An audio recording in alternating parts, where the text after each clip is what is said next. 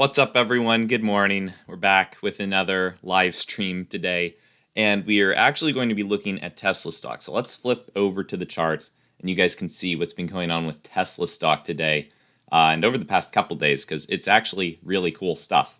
What Tesla's been doing, right? They've just been soaring up, even over the past 30 days. They've just been moving up, and they've been doing pretty good, right? And I've covered Tesla a little bit on the channel, not too much. We're still going to be looking at the regulars like DWAC, PHUN. We got PROG right here, which is currently falling through the $3.50 resistance or support that we had yesterday. They broke through it, and that's not a great situation for PROG. But we are going to be watching that today, and hopefully they don't break 320 because they did have some support there as well.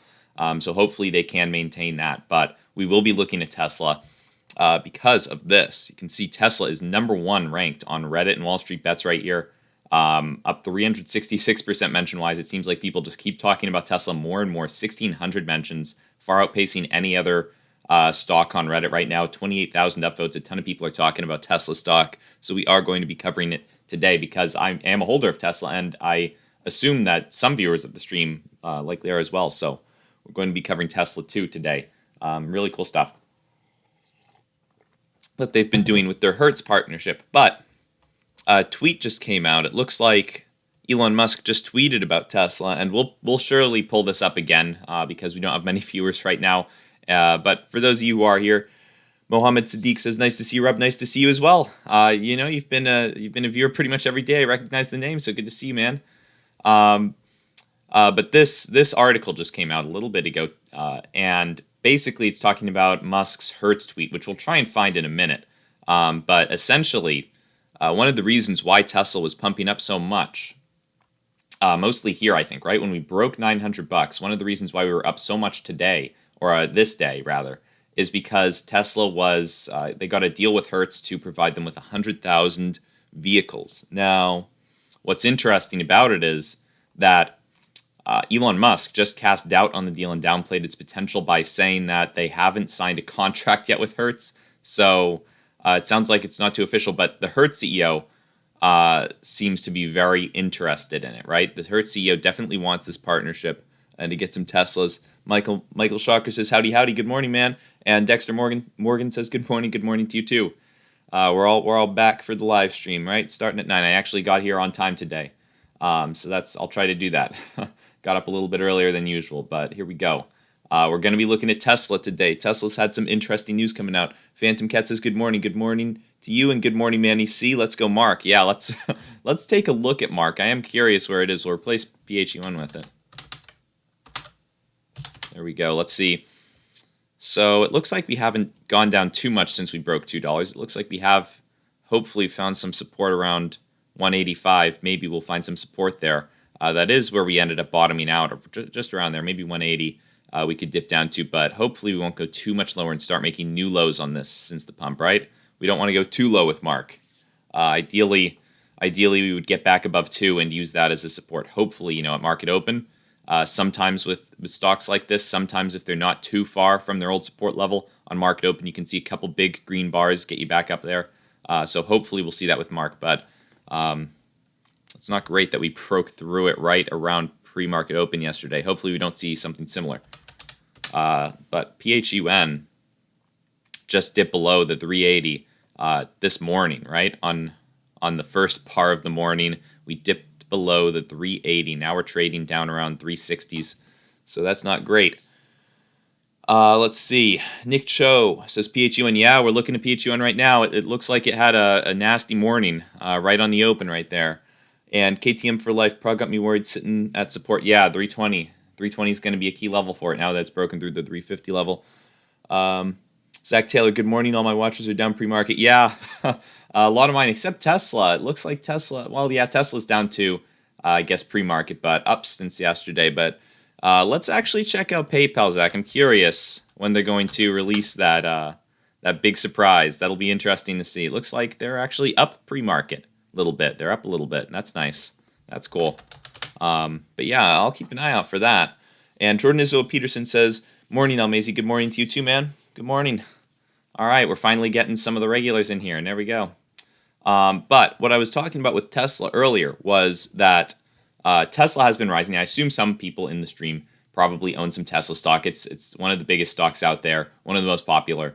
But you can see the Tesla, when they initially broke out of this $900 resistance level that they'd formed about a year ago at their all-time highs previously, when they initially broke out of it on this big green bar right here, it was actually on some news that they were going to be getting a deal with Hertz, and that they were going to be sending them 100,000 vehicles, which was really good for their business. Now, Fakey says, is DWAC a buy right now?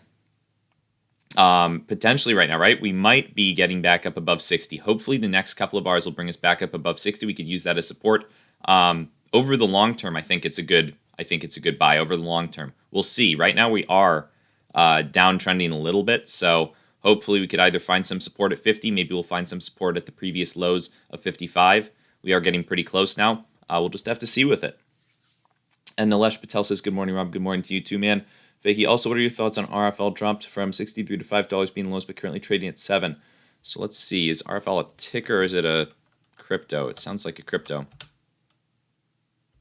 Looks like a crypto. Okay, no, it's Raphael Holdings. Oh, that's right. We were looking at Raphael Holdings. Yep. Okay. No, we've seen this one before.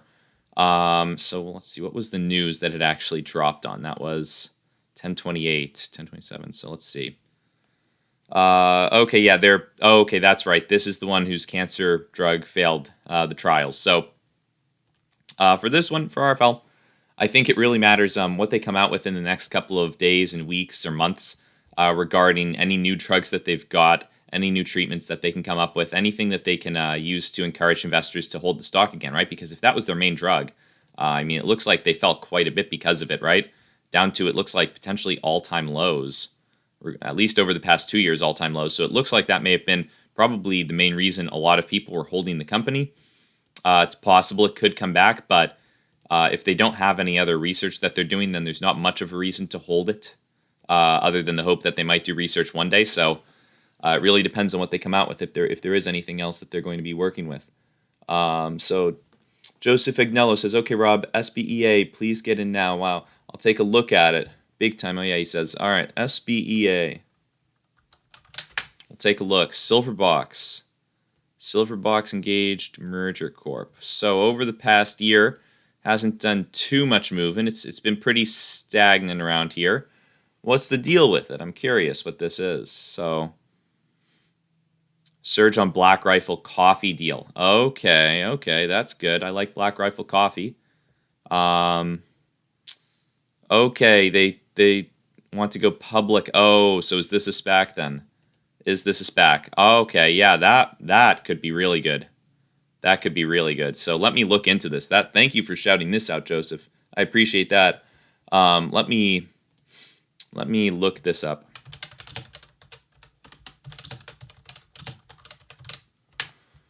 So, let's see. This looks like a report written by Berkshire Hathaway. All right. On Black Rifle Coffee Company, rapidly growing premium coffee company and lifestyle brand with a mission to better the lives of veterans, active duty military, and first responders, to go public via combination with Silverbox Engaged Merger Corp. That is cool. Thank you for shouting that out, Joseph. I appreciate that. I'm a big fan of Black Rifle Coffee, and yeah, it looks like it's up big. It's up pretty big. So, we might have to get a little bit of this. We might have to get a little bit of it. Up 40%. Let's see. Let me look into this a little bit more. I don't just want to jump in because this would be a long-term hold, but let me see if it's tradable on Robinhood. I'm curious if SBEA, the company, the SPAC taking Black Rifle Coffee Company, is public on Robinhood. I'm curious. So let's see. Okay, it is. It is public on Robinhood. Okay, so you could... well, you can't trade it on Robinhood, which is where I would... Oh, nope, you can. You can. There you go. Okay, market price is $14. Let's see. Okay, well, we'll start out. We'll buy a little bit. We'll average in. I'll buy 10 shares right now just because I like the idea. But we'll slowly average in, right? So let's just buy at market. Okay, well, fine. It wants us to set a limit price. $14.12. There we go. Okay, so there we go. We're about to... Hopefully this order will execute, but thank you very much. Well, if it does execute, then that'll be... Nope, it just rose a lot. So, all right.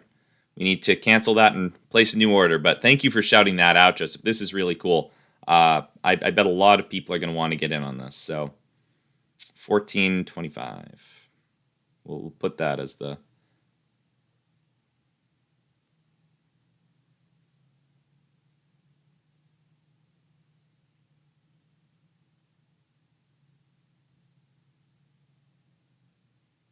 Okay, here we go.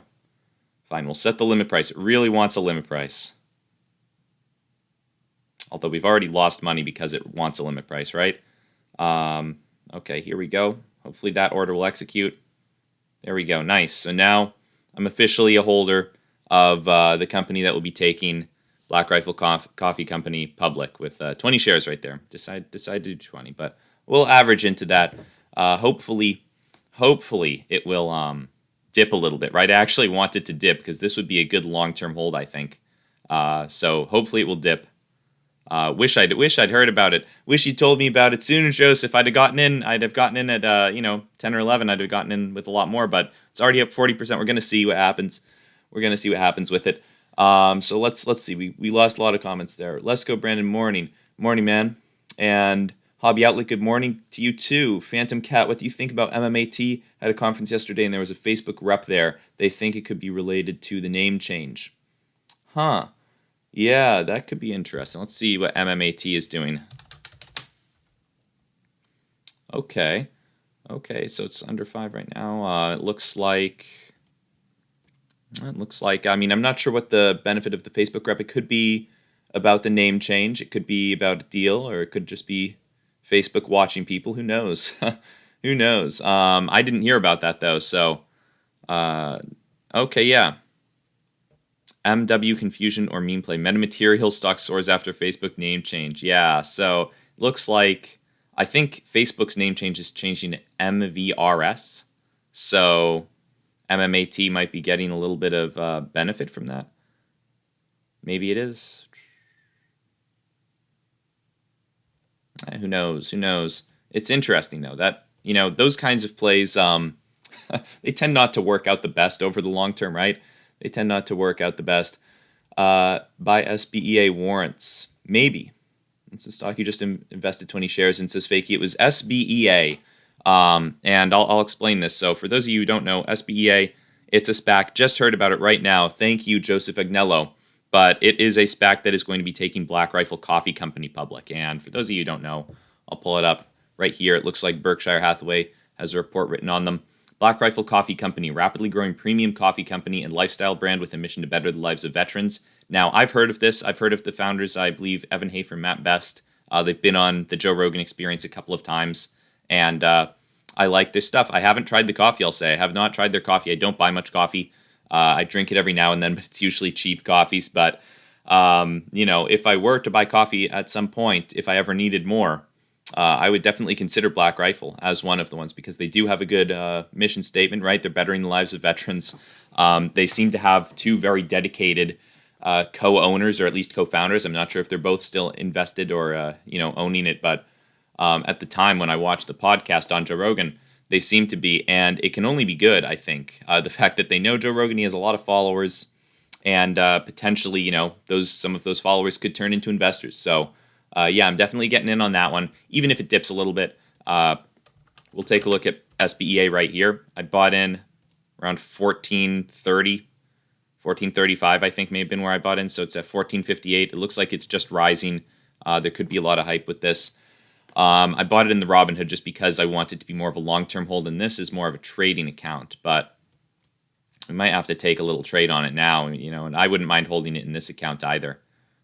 So let's flip to more normal view just very briefly. We might just buy a little bit of SBEA and just get in on it. 100 shares, that sounds reasonable. We'll try to get it at 14.40, a little bit higher than 14.40. Oh, we're dipping a little bit. That's good. Let's see if we can't ride this dip down now. Well, you know what?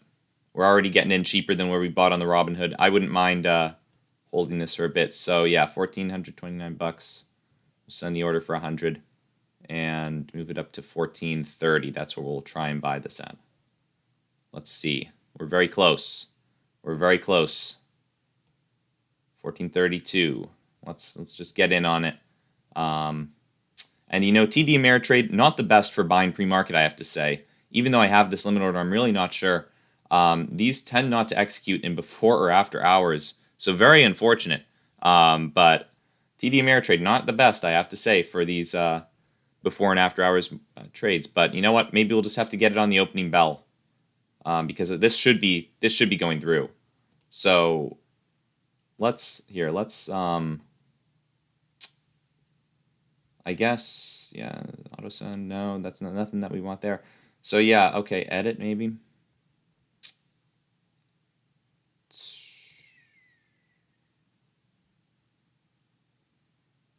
All right, let's look. Maybe EXT. We'll try it that way.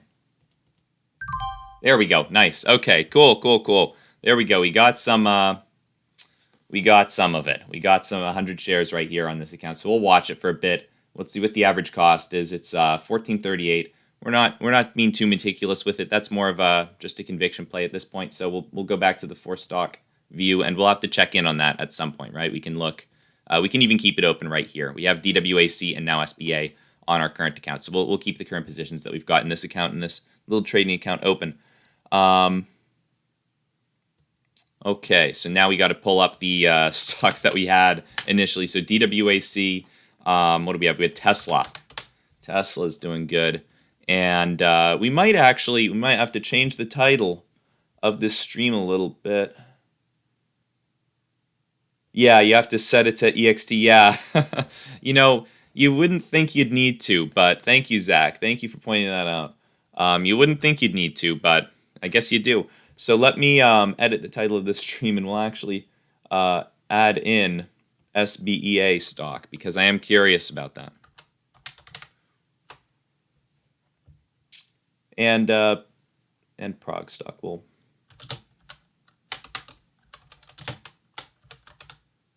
There we go. So that's what we want right there.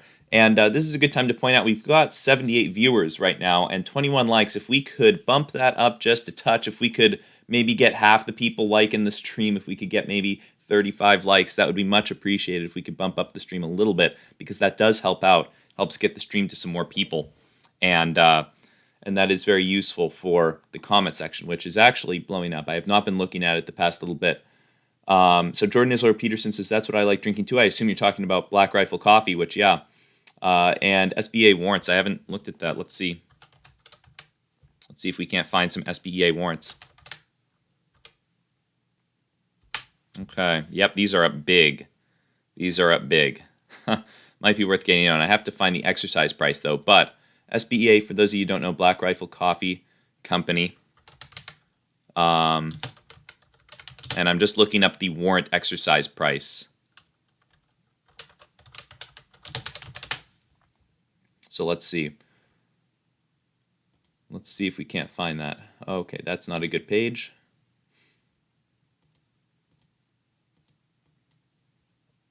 Well, we'll look at that in a minute. We'll look at it in a minute, but we got to get through some of these comments first. So let's also pull up. We got Tesla, and what were we going to pull up here? We're going to pull up, I think, PHUN. Look at that, which looks like it's dipping a little bit. Maybe we'll look at PROG for a second, too. Let's just see what's going on with it. Hopefully, we'll find some support at 320. That is where we've had support in the past. If you look back, not over the past 30 days, let's look back over the past 10. You can see that, yeah, in the past, on PROG, we ended up having both resistance and support at 320. So hopefully, we will find some support for it there. Not a guarantee, though. It has been breaking supports recently, so. All right, nice. And nice, we did get up to 35 likes. Thank you guys very much. There we go. That's what we were trying to do. So goal achieved. And we'll pull up. We'll get rid of the warrants for now. Get rid of the warrants, but looks like we're up $4 already on Sbea. $6 now. Nice. I have high hopes for this. So let me pull up this info on Black Rifle Coffee Company real quick. Let's Let me read the comments real quick, though. Real quick. So, come on, Prog. Thoughts on Prog? I'm stuck at 450. Not sure what to do. No ammo to average down, says Life Droid. Well, we will look at Prog, certainly throughout the day. But if you look at Prog on Ortex, let's see what's going on with it. It looks like shorts don't have too much more ammo left either. If you look at the utilization, it's at 99.89%. So most of the Prog shares have been shorted that are available to borrow. So very high utilization rate. Hopefully it won't go down much more, right? Hopefully we'll find some support at 320. And we're going to try and make our way back up above $4. In fact, if we look really quickly, we can see Prog has 29,000 open interest calls at 4 and 26,000 at 350. So it's not great that we're below 350 now. That might take some pressure off of the institutions that have been buying those call options. So Dexter Morgan says, I sold my entire Tesla position at $921, taking a 75% profit. I think I can buy back in when it pulls back hard. Regrets. Yeah. Oh, thinking I can buy back in when it pulls back hard. Yeah, that is unfortunate, right? We're up about 33% off of that, right? Up around $1,200. So, well, that's unfortunate, but hey, 75% profit is nothing to complain about. So Phantom Cat, yeah, SBA says it's a blank check company, not coffee on Robinhood. Am I looking at the right one? Yes, you are looking at the right one. It's a blank check company that is going to be taking a coffee company public. And it looks like this was just announced yesterday around the close of the market because that's when it started pumping up. So yeah, SBEA is currently a SPAC that eventually will, I guess, merge with Black Rifle Coffee Company. If you haven't heard of it, I will pull this up. I've been meaning to pull this up for a minute, but this is written by Berkshire Hathaway, or at least Business Wire, which is owned by Berkshire Hathaway. And Black Rifle Coffee Company, rapidly growing premium coffee company and lifestyle brand with a mission to better lives of veterans, active duty military, and first responders, is to go public via a combination with Silverbox Engaged Merger Corp, which is SBEA, my bad, SBEA. So that's the ticker right there, SBEA. Silverbox Engaged Merger Corp is taking Black Rifle Coffee Company public, it looks like, and the proposed business combination will place up to $225 million in cash in BRCC's balance sheet to accelerate the implementation of its digital-first omni-channel strategy to support continued rapid growth. At $10 per share, the transaction values Black Rifle Coffee Company at an enterprise value of $1.7 billion. Okay. Wow, so that's not bad at all. At $10, it's $1.7 billion, so 40% more than that. We're looking at maybe 2.3 billion, 2.6 maybe. So representing approximately 4 times its projected 2023 revenues, an extremely compelling valuation and discount for a company that benchmarks favorably to its growth peers. Evan Hafer, Chief Executive Officer and founder, said, from the time I was a one-man operation in my garage with nothing more than a 1-pound roaster, I wanted to use coffee as means to bring people together, blah, blah, blah. I wonder what Matt Best is doing. I guess Matt Best was just his friend, but very cool stuff with Black Rifle Coffee Company. But really cool. Really cool. I'm glad that you pointed that out. Thank you very much, Joseph. I appreciate that. So we've got 40 likes on the stream, 70 viewers. Let's see if we can't bump that up. Maybe we could get to 50. I know a lot of people already have liked it, but we do have 30 viewers who have not. So potentially we could get that going higher. So Fakey says, so what are your predictions for SBEA? Well, having just heard about it, it's tough to say, but it's already up 40% on the mention. And I know that there is a massive following for Black Rifle because it is a somewhat, I guess, morally reputable brand, right? They're trying to better the lives of veterans, and they seem to have a good mission behind them. So I think that a lot of Joe Rogan followers might get in on it. And the prediction is that it will hopefully be going up, right? If you look, it said it right here in the article, that at $10 per share, it's a $1.7 billion valuation on the company, a $1.7 billion market cap. Now let's quickly take a look on Yahoo Finance and see what it is now. So here we go. The market cap on SBEA is $400 million, but once it merges with Black Rifle Coffee Company, that will be diluted. There will be more shares available, right? This is just what the public is being offered. It won't be purchasing all of Black Rifle Coffee Company. So at $10, that should have given them a $1.7 billion valuation. So if this is 40% more than I'm guessing, yeah. I could see it going, coffee companies have been doing relatively well lately. If you look at Dutch Bros, it's a different business model, I'll give you that. But if you look at Dutch Bros, we'll pull up them right here. Their ticker, they're up pretty significantly since they IPO'd. Or I think it might have been a SPAC that took them public. I'm not sure which. I didn't keep up with them when they actually went public. But my mom actually pointed out that they were trading. So Rob Mazy, what company is SBA? Yeah, so that is a SPAC. We'll pull it up again. It's a SPAC that is going to be taking Black Rifle Coffee Company public, which, if you haven't heard, I'll pull up the article. I know we're getting some new viewers streaming in. Black Rifle Coffee Company, rapidly growing premium coffee company and lifestyle brand with a mission to better the lives of veterans. And it is a company owned by some of Joe Rogan's friends. Evan Hafer is the CEO and founder. And I think his friend Matt Best is involved in it and to some extent. It doesn't say anything here in the article, but it looks like a promising company. We've seen a lot of coffee companies doing well lately, like Bros, at least when they IPO'd. So I could see, as more people get in on SBA. Thank you very much, Joseph, for pointing that out. I could see SBEA, moving up quite a bit, right? And we've got 100 shares of it right now in this account and 20 in the Robinhood. So I'm pretty bullish on it right off the bat, right? Though I don't know the technicals of the company, right? I just heard about this. I have some brand awareness of it that made me more likely to buy it, and I think that that's going to be the case for a lot of other people. We'll see, though. It could just instantly crash as market opens, but that would actually just be an opportunity to buy more, in my opinion. I would be looking to get a lot more in the Robinhood if it did end up crashing. If we could get back down to $11, I'd be very happy if we could get this a little bit lower. So, good morning, Green Beans. And Daniel Borrego says DWAC and PHUN and then has some rocket ships. So yeah, DWAC, hopefully we're going to be able to get back up above $60 today. That's the hope. And PHUN we don't have pulled up right now. We will pull it up. We'll get rid of SBEA for now because we have it on the side right here. We can see what the price is, or at least what the profit and loss is right there. But we will add it actually to the watch list, just so we've got that there. All right, we'll pull those down just in case anything interesting happens. So we will pull up PHUN. All right. So SBEA trending number 3 on StockTwits, says Zach Taylor. Wow, let's take a look. Let's take a look at StockTwits. Haven't pulled up StockTwits yet. We do have Ape Wisdom open, and it looks like, let's try and find it on Ape Wisdom just to see. Nothing yet. Nothing on the top 100. But potentially throughout the course of the day, it could get up there. So let's see the rankings. So I'm not seeing it on the most active, but yeah, on the trending, yep, right here, number 3, SBEA, right there. So hopefully we can get this on the most active. Maybe we can.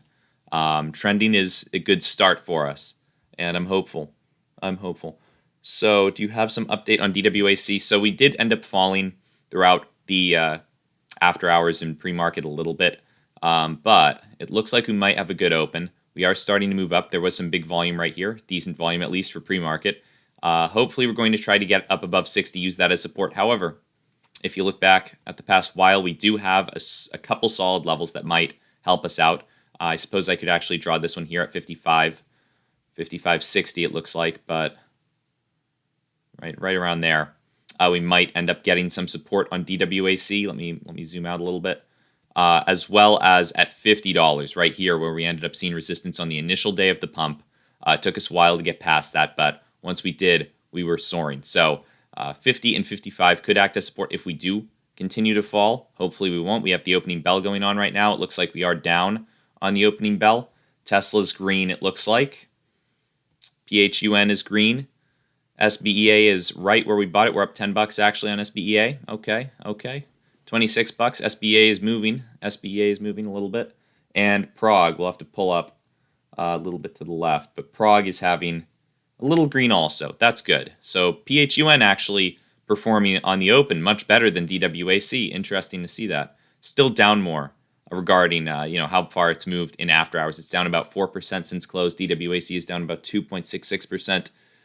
Any second to market open? Yep, we just saw it. Hey Rob, is it Rue Prague paid off debt with stock? Do you know anything about that? Oh, is it true Prague paid off debt with stock? Do you know anything about that? Yeah, so I think we covered that. I think it was convertible notes. So let me take a look.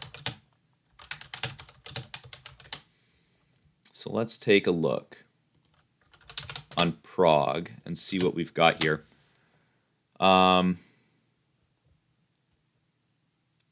Yeah, so let's see. I think they did. They cleared about $20 million worth of debt through a private exchange of its 7.25% convertible senior notes due in 2025 for shares of common stock. Yep, so they did. That's good for Prague. Got rid of some of that debt. And Tesla is getting hammered at the market open, down 4.9% since close. Not surprising considering how high we got with Tesla, right? We were hitting above $1,200, which I don't think anyone was expecting when we were hitting 900, right? I think a lot of people, a lot of the traders that I respect even, like Umar Ashraf, thought that Tesla wasn't going to be breaking 1,000, I think he said. Or I think he may have even said 900. I think he thought it was going to get bounced off of 900 in a big way. So a lot of people have been surprised to see a 33% increase from this $900 resistance that we were expecting all the way to $1,200. So not a surprise that we're now dropping a little bit, right? People are probably wanting to take some profits.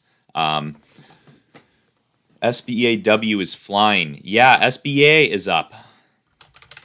SBEA is up. Yeah, and SBEAW is probably up pretty big too. Yeah, that's a really huge gain, about a 50% gain almost. That's incredible. Wish I'd bought some of those. But SBEA is up big. I'm glad that I'm holding some here. We're up 8% already on SBEA. I got 100 shares. Wish I'd bought a little bit more, but it was looking kind of risky. It was already up 40%, but we've got some in the Robinhood too. So very happy with this. Thank you very much, Joseph. Let's go, Rob. He says, yep, let's go. I'm very happy with this. Happy that you said something about it early on. This is what I'm talking about. This is what we could have going on. Eventually, I might try to start some kind of Discord. DWAC is dipping hard, though. But I might try to start up a Discord. SBA halted. Let's hope it doesn't get killed off in the same way that DWAC did with the halts. Let's hope that's not the case. But DWAC is getting destroyed right here. It's getting shot down. Let's hope that doesn't continue, right? We could find some support at 55. Not surprising to see that we might be dipping down to 55. Tesla is rebounding a little bit. PROG is down. PROG is down on the day. Everything except SBEA is down. So let me edit this real quick. Just edit the title. There we go. Hold up. Let me just reformat where I have all of these stocks placed. Hold on 1 second. But yeah, we're okay. DWAC starting to bounce back, as is Tesla. SBA still on that halt. Still on that halt. And what was the last one? PROG, I think. So there we go. All right. SBEA doing incredibly well, but halted. So it looks like it could open significantly higher. It could open significantly higher. PROG is getting very close to 320. Very close. I don't know if did PROG get halted? I can't tell. No, it didn't. It just blasted through 320. Not necessarily going to stay that way though. It could come back up. Oftentimes, you'll see a big red bar like this, and then you'll see some green taking it back up above, and it'll be a little flicker below the support level. But not a guarantee that we're going to actually rebound. Sometimes these support levels turn into resistance very quickly. We're down 7.78%. Let's see what's going on with PROG short interest-wise. Let's refresh the Ortex data. SBACW not halted. Or SBEA, I think. SBEAW not halted. Yeah, no, not halted. Looks like it hasn't moved too much higher. It is a little bit higher from where SBEA was halted, but not too much. Do you think the halt is going to go higher or dip a little, says Fakey? Tough to say with that. The first halt that we saw in DWAC, we ended up opening much higher.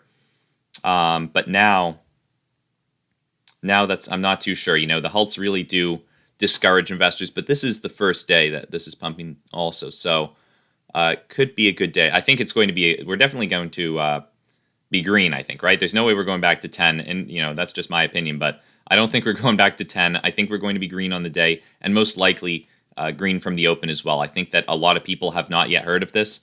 I'm really appreciative of you guys pointing that out. Thank you very much, Joseph. Let's give Joseph some recognition for calling that out, the first one. So what is happening with DWAC? It was dipping a little bit. It looks like we're moving back up, though, which is very good, right? The fact that we're not just experiencing red bar after red bar after red bar. We got a couple of those, and this one ended up being the last. So hopefully we get back up to where we were at open. Hopefully we can get back up to $60. But like I said, a lot of people are wanting to buy the DWAC dips. A lot of people in the comments, at least, have been talking about that, and they have been saying $50 when they've been saying it in the comments. I've heard $50 mentioned quite a few times. So is DWAC a Ponzi scheme? I don't think so. I don't think so. I'm holding the 150 shares of it myself, and I'm up decently. So it's possible, but I don't think it's a Ponzi scheme. Anything's possible in the markets, though, but I don't think DWAC is a Ponzi scheme. So Sbea got unhalted. It's down a little bit. We're going to see what happens. It looks like it was a 5-minute halt. Yep, a 5-minute halt right there. And now we're moving down. Thank you, SEC. That's good. The SEC always has our backs. Let's see if we can't get Sbea on stock to its most active, right? We're not there yet. We're on trending. And in fact, we're number 2 on trending. So we are moving up above Tesla on the trending, but not on most active yet. Tesla's still number 3 most active. So we're going to have to see what happens with that. But I'm not too worried about the short-term fluctuation in Sbea. I think that this is going to be a great long-term hold. And if I do see it dipping down below 14, I would be looking to buy some more in the Robinhood. So that's mostly what I use that Robinhood for, more of long-term speculative positions. We'll see. We'll see, though, if I can get it cheap. Maybe, there were no options for it. I would love to sell some put contracts on it. I would love to sell those and then end up, hopefully those would expire in the money and I could take the shares. But it doesn't look like that's going to be the case right now. Hi, what's the next price to buy DWAC? So that's down under NC's question. So DWAC, we've got a couple of support levels that could be getting acted on today, right? It looks like we saw a little bit of negative momentum. It looks like some of that has started to move back up, though. But the couple of levels that we want to watch for DWAC are, first of all, the 55, because that's where we ended up bottoming out last time off of the really big pump that we had initially. We ended up bottoming out at 55 before moving up again. Now we're getting very close to 55. So potentially 55 could be a support for us. Hopefully it will act somewhat strongly, but also 50, because if you look at the very first day of the pump, we saw a bit of resistance at 50, and 50 is a very strong psychological level for a lot of people. So it's very possible that with DWAC, we'll see support at both 55 and 50. Those are likely buying points for a lot of people who are looking to get in on DWAC but didn't want to buy in on the pump. So next price to buy DWAC. Yep, that's the answer to that question. Not personalized financial advice, just my opinion, though. Tesla is doing really well. Still down, considering what happened after hours in pre-market. PROG is struggling at 320. It looks like it is using 320 as resistance, at least for now. And Sbea. All right, let's get a couple more Sbea shares. We'll just average in throughout the course of the day. I'll buy 10 shares here, 10 shares there. But I am happy that was pointed out to us. So thank you very much, Joseph. So let's buy another 10. And I think we have to do it as a limit order because it won't let you do it otherwise for some reason. So of course it's back up above 14. Tell you what, I'll set a limit price of $14, and hopefully that will go through at some point, right? I'm confident. So we've got the order pending, but we're not going to watch it too closely on the Robinhood. Michael Shocker, what's your indicators for big market pullback / crash? So typically, I do like to watch. We'll pull up. Where should we pull it up? we'll cover DWAC for just a second. Typically, I like to look at a couple of things. First off, the SPY is a great indicator because it is initially going to show you a bit of a pullback, right? You can kind of sense that we aren't just moving up anymore, right? If we do start to pull back a little bit, that's the first indication that I get that tells me, should I start worrying about a market pullback? Second, you can kind of tell off the VIX. The VIX is a little bit more volatile than the S&P, but if the VIX starts moving up in a big way, the VIX, it's actually market volatility index, and the markets are a lot more volatile when they are crashing. So you can see if we go back to the past 2 years, this big spike up was due to COVID. And when the pandemic first started, the VIX got incredibly expensive, and we still haven't yet returned to the previous levels that we were at. There's still a bit more volatility in the market ever since, but it has been declining over time. But each one of these little spikes correlates with a dip in the market. Now, obviously, it's still just kind of tracking what's going on with the S&P, but you can see like all of these little dips, all these little downwards facing arrows almost, are correlated with the VIX when it was spiking up. So that's a good indicator that I like to use. Also, the dollar. If the dollar starts gaining a lot of strength, I start to get worried about the markets. It tends to show that people are more wanting to hold cash than stocks. And limit is only needed pre-market, says Zach Taylor. Yeah, that was a suspicion, but I often like to use limit orders anyways. Yeah. But let's see. Let's pull up DWAC again. We got some DWAC questions coming in. Okay. So now we're down a little bit on SBA. It looks like it has just been sinking. We'll set another buy at 1350. We'll buy a little bit more at 1350. This is a long term in the Robinhood, so I'm not too worried about we're not too worried about it falling short term. So 13. And, if it's cheaper, we may as well set it to cheaper. So 1340. All right. We'll do another 10 shares of SBEA. All right. Hopefully, there we go. Just executed. Nice. All right. We'll just keep averaging in throughout the day. So where do I see DWAC in the weeks to come? Well, let me point out real quick, first of all, we've got 108 viewers on the stream and 64 likes. If we could boost that up, maybe to 80 likes. It wouldn't take everyone on the stream liking the video, but it would take a decent number of people if we could all hit the like button real quick. And Samantha Cortez asks about PROG. We will get to PROG in 1 second. We have talked about it a little bit, but we will talk about that after I discuss where I see DWAC in the weeks to come. So I could see DWAC. It really depends on the catalysts that we get and the way that we react to these support levels, I think. Because if we end up crashing through 55 and 50, then it's not looking very good for PROG, right?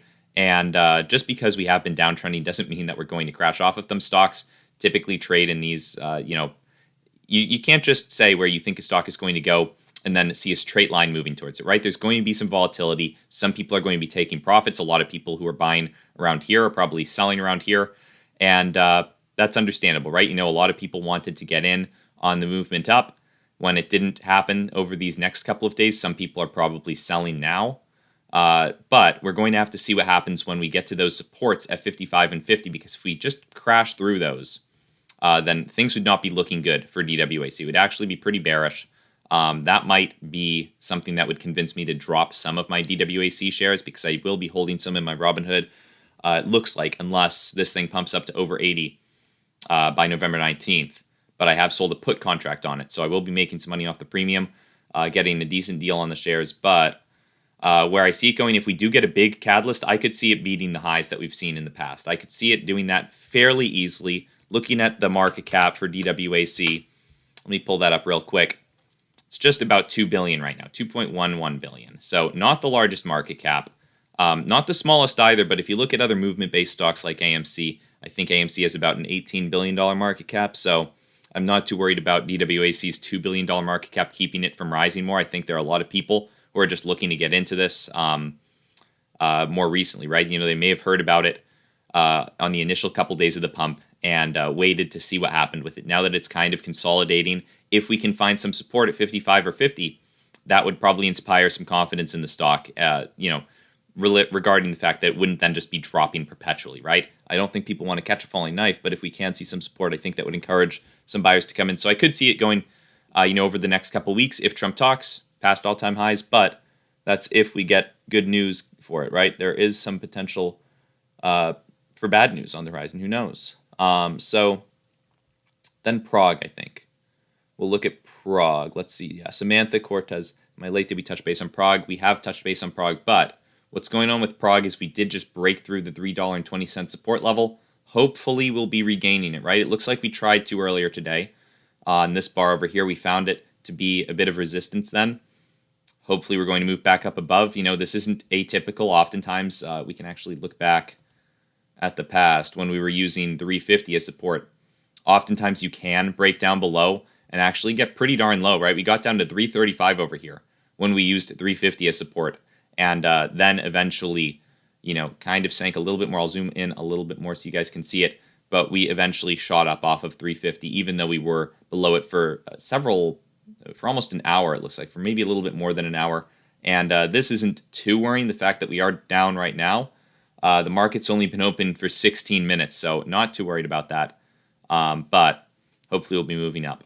So there we go. That's what I think about PROG. I think, you know, there are some shorts today, right? We're up 1.48% short interest-wise. Obviously, you know, shorts don't want this thing to go up. They're sensing this as an opportunity since we've broken through 350, and it looks like we are, you know, we're currently below 320. They're taking this as an opportunity to keep us down and probably discourage some traders, right? It looks like we're on a little bit of a downtrend if you look at the PROG chart. Hopefully, the face cam isn't covering too much of that. So OLB will be a big runner. Got to hit that like button, says 223 Santana. Yeah, let's do it. And we got to 85 likes. Nice. Very cool. What are your thoughts on PHUN? Is it a safe to keep and stay long? Maybe, right? Maybe. Well, let me pull up PHUN real quick. We'll cover up SBEA. Let me actually buy in 10 more shares. It looks like we're below 13. So hold on one second. Let me just set this. I'll set a limit order for $13. But we'll buy 10 more shares. I wanted to average into this throughout the course of the day. For those of you who are new, SBEA is the stock that I'm buying, and it is going to be taking Black Rifle Coffee Company public, which I'm a big fan of. I think that they could be doing pretty well. So with PHUN, is it a good long-term?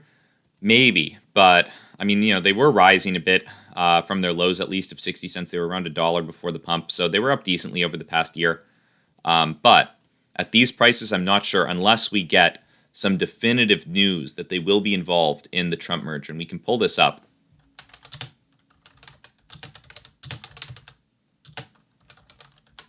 So let's see. We can pull this up and we can see why PHUN was pumping.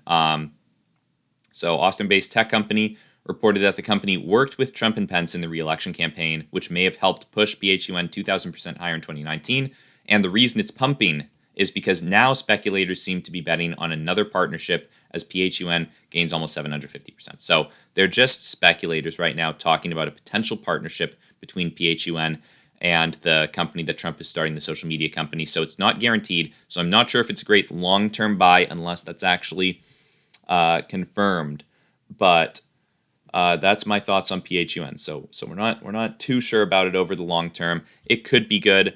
But not a guarantee that it's going to go up, right? It obviously could continue sinking as it has been, right? We have broken through both the $4 and $3.80 support. We're making lows of day, and it looks like lows of the pump.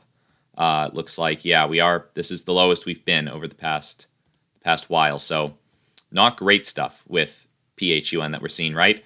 Down 9%. DWAC also down. Potentially, we could be seeing a rally soon, right? If DWAC ends up bouncing off of the $55 support level that we've got, or the $50 support, we could see a bounce in PHUN as it tends to trade somewhat similarly to DWAC still. News coming on PHUN November 11th earnings report. Yeah, there is the earnings coming out for PHUN pretty soon. We did just see that on the chart. If you look over here, you can see the earnings call is coming out November 11th. So that will be a date to keep your eye on if you're holding or still interested in PHUN stock. That will be an interesting day. It could be somewhat volatile. But I think that most of the people invested in PHUN don't care much about the earnings. They're more so looking at it for the Trump pump aspect, right? I don't think that look at the company's past earnings. Not great, right? All negative. So I don't think people are expecting a great earnings call from PHUN. I don't think much has changed for them fundamentally, unless maybe at the earnings they announced that the deal with Trump is confirmed and they've gotten revenue from it or something. But I don't think that will be the case. So Ricky Seed says, what do you think about SEAH? SEAH. Let's take a look. Sports Entertainment ACQ Corp. Let's look over the past year and see what's going on. Okay, it's done pretty well. It's been doing pretty good over the past year. Was it 10? Now it's up about 10% at $11. So let's see. Let's see what's going on with it. We've looked at a lot of these sports. I think Skills.com was another esports company. I'm not sure if this is literal sports or esports. So let's find it on Market Watch and see what it's all about. So, Sports Entertainment Acquisition Corp operates as a blank check company. Okay, and who's it merging with? Its purpose is to... Okay, so it's a SPAC, but what is it merging with? Let's see if we can't find that. Sports Entertainment Acquisition Corp. We are a newly organized blank check company incorporated as a Delaware corporation. Purpose of effecting merger with one or more businesses. All right. We've not identified. So it says on their investors relation page, we have not identified any potential business combination target, and we have not, nor has anyone on our behalf, I'll pull this up, initiated any substantive discussions. So it looks like they're not sure what company they're going to be merging with. So, I mean, it could go either way. It just depends on what they choose. Really not much to look at, in my opinion. I mean, they did pump up. I'm curious what the news is. Did they announce something and they just haven't updated their investor relations page?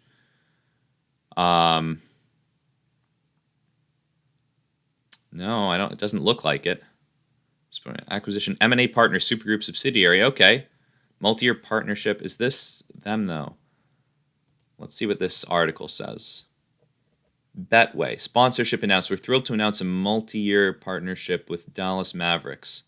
It doesn't look like that has anything to do with SEAH, but my lucid dreams didn't come through, says Ambition. Yeah, let's take a look at Lucid. We haven't looked at that today. Tesla's doing good. It's almost back. It's up above $1,200 again, and it's only down 0.27% since close. So let's take a look at Lucid.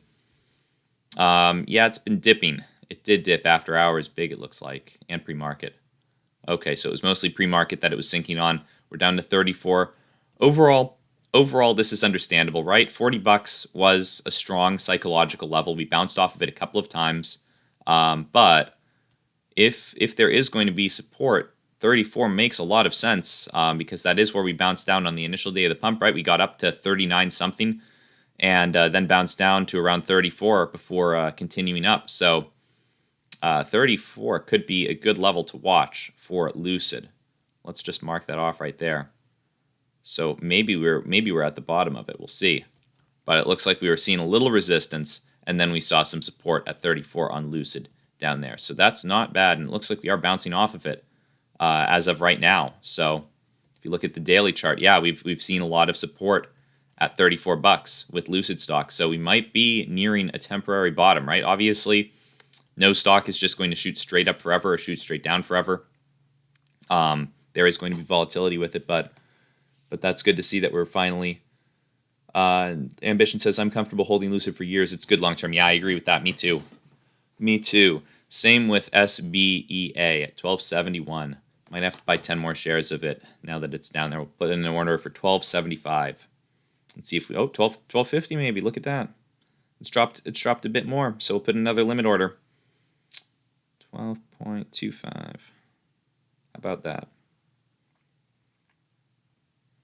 Just keep averaging in on this one. I'm happy with it. There we go. Happy to hold that long term. Exactly what we wanted to see during the day, right? I'm hoping it can get down to 11. Hopefully we can get it as low as 11, but you never know when it's going to stop dropping. So I am going to be averaging in slowly, right? Just in case it does start moving up again. But if we could get it down to 11 or even 10 would be very nice to see. That would be good. But yeah, still up 26% since it closed yesterday. So SBA is looking. I'm in on SHEA too. Comfortable with that one long term.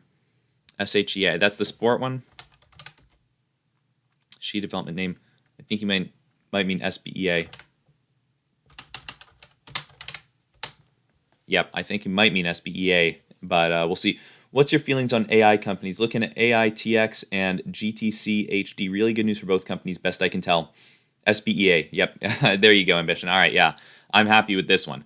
But what's my feelings on AI companies? I think that AI companies are going to do very well, at least whichever one actually makes the first real AI, right? The first hard AI. So we can look at AITX, but I think AI is a great area to be in, right? It's just tough to say which one's actually going to do it. And with AI, I mean, it is really tough to say because I know nothing about the actual development of AI. I do like to speculate a lot about what AI could do for us, but regarding the actual hard knowledge that you would need to code an AI, I have no idea. So I really can't analyze which of these companies is ahead of the others. I think that the bigger ones are probably a little bit further ahead. Like I think Tesla is doing really well with their driving AI. But I think we're talking about hard AI right here. Artificial intelligence tech. It's only at 3 cents per share. So this might not be a bad buy. Let me look at this. AITX. Let's see what the market cap is on this. $140 million market cap, so very low. And, these companies can be a hit or miss. Potentially, okay, yeah, it looks like they had some weird action going on in the past. But, these companies really can be a hit or miss. Potentially, you can make a ton of money on them, or you can lose a ton if they just, don't end up ever coming to fruition and nothing ever ends up happening. It looks like they have been downtrending over the long term, but with a stock that's 3 cents with a $140 million market cap, you can definitely make some big money on these AI companies. All it takes is, one good coder coming into them who knows what they're doing to make a big advancement. And then boom, the company is worth, $1 billion more. So you can make a lot of money with these, but I don't own too many. I think Seed3 AI, I think the ticker symbol is just AI. I own some of this, and they have actually not been doing great this year, but I am comfortable with my position. I might average down now that we're down around $40. If we can get to $40, I might average in a little bit more with this. But, I do like the idea of AI companies. I just don't know enough about how AIs are developed to actually choose the right one. So I just go with some of the bigger ones because I assume that they'll be able to do better R&D and, hire more coders and whatnot and hire the best coders because they can pay them more. So that's what I think about it. Nice. All right, SBA down to 12. We'll put in another order for 12. We'll buy 10 more shares right there. I'm very happy that this is actually going down, right? I would have been slightly disappointed if it just started taking off because I would like to hold this long term. And if it did just take off, then I probably wouldn't be buying more, right? Because I understand that there is the chance that it sinks, which it looks like it's doing right now. So this is actually exactly what I was hoping for with SBEA. All right, we'll buy another at 12. We'll buy 12 or 10 more shares at 12. Just keep averaging in. I think $11 will probably be the big buy for me if we get that low. I'll buy 10 more shares right there. Hopefully that executes. All right. So, what do you think PROG will do? Says Douglas Berard. Well, PROG, it looks like we are finally starting to get up above 320 again. Though we have sank down these past couple bars, but it looks like this is actually really good. The fact that we didn't just continue moving down, that we found some support at 305. Don't love that we got down that low, but it's good to see that we're back up around 317. Hopefully we're going to continue moving up off of 320, and this will be a very temporary little bounce. But it wouldn't surprise me to see us playing around 320 for a bit. So I think that at 320 we could just kind of sit there for a little while. Hopefully we'll be moving up, right? It's either going to be up or down that we move in, right? We're not going to stay at 320 forever. My expectation is to the upside, right? Because we have built a somewhat solid support, but it's not a guarantee, right? You can see that we have some resistance at 320 as well as some support over here. So hopefully we'll be moving up with PROG, but it's not a guarantee. We are sitting below. We have had pretty bearish pressure, and we have been downtrending since hitting 4. But with PROG, we often see that we will, and I'll pull PROG up over here for just a second. We often see that let's pull up the 90-day, actually. We move up in a big way and then move down for a while and consolidate. Move up in a big way and then we actually trend down a little bit. Move up, then trend down. This is the most recent move up, and it would make a lot of sense to hold at 320 or maybe even $3. 320 also, if you actually extend this to the left, it looks like that was our previous resistance over here. So good stuff with PROG, though. They have a very high short interest, and that's not even the main reason that I like them so much, right? You can see the shorts have been piling in today, up 2% on the day. 37.96% of the free float is shorted. But if you look at the options on PROG, you can see there are very many open interest call options. So if it did start moving up and we could actually hold above $4 come November 19th, we could see a lot of upwards momentum as institutions have to start buying up some PROG shares. So I am bullish on it. I do like PROG. And Ambition 2020 says, I'm in on Sbea with you. I don't trust Under Armour UAA. What is Under Armour, the clothing brand? Might be the clothing brand. Look at that. We're at 98 likes already. Let's bump that up 2 more. Let's get to 100 likes. Let's try and do that. We're only 2 likes away. We've got 120 viewers. We can definitely do that. UAA, nice green candle. So let's see UAA. Under Armour, I assume that's the clothing brand. And yeah, it is moving up big from 22 to 26.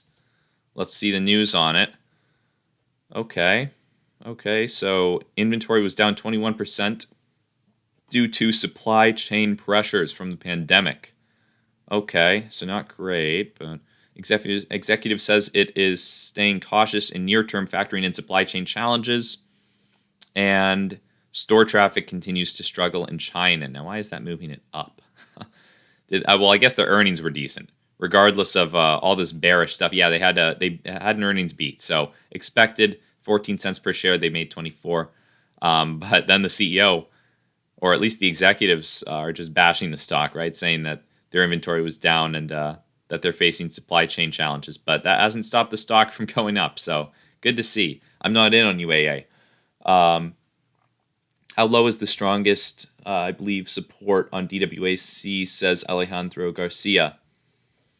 So with DWAC, the lowest support that we've identified, at least, I'll run through the couple that we've got. We only have 2 more, really. Actually, we've got 3 technically, if you really want to get low.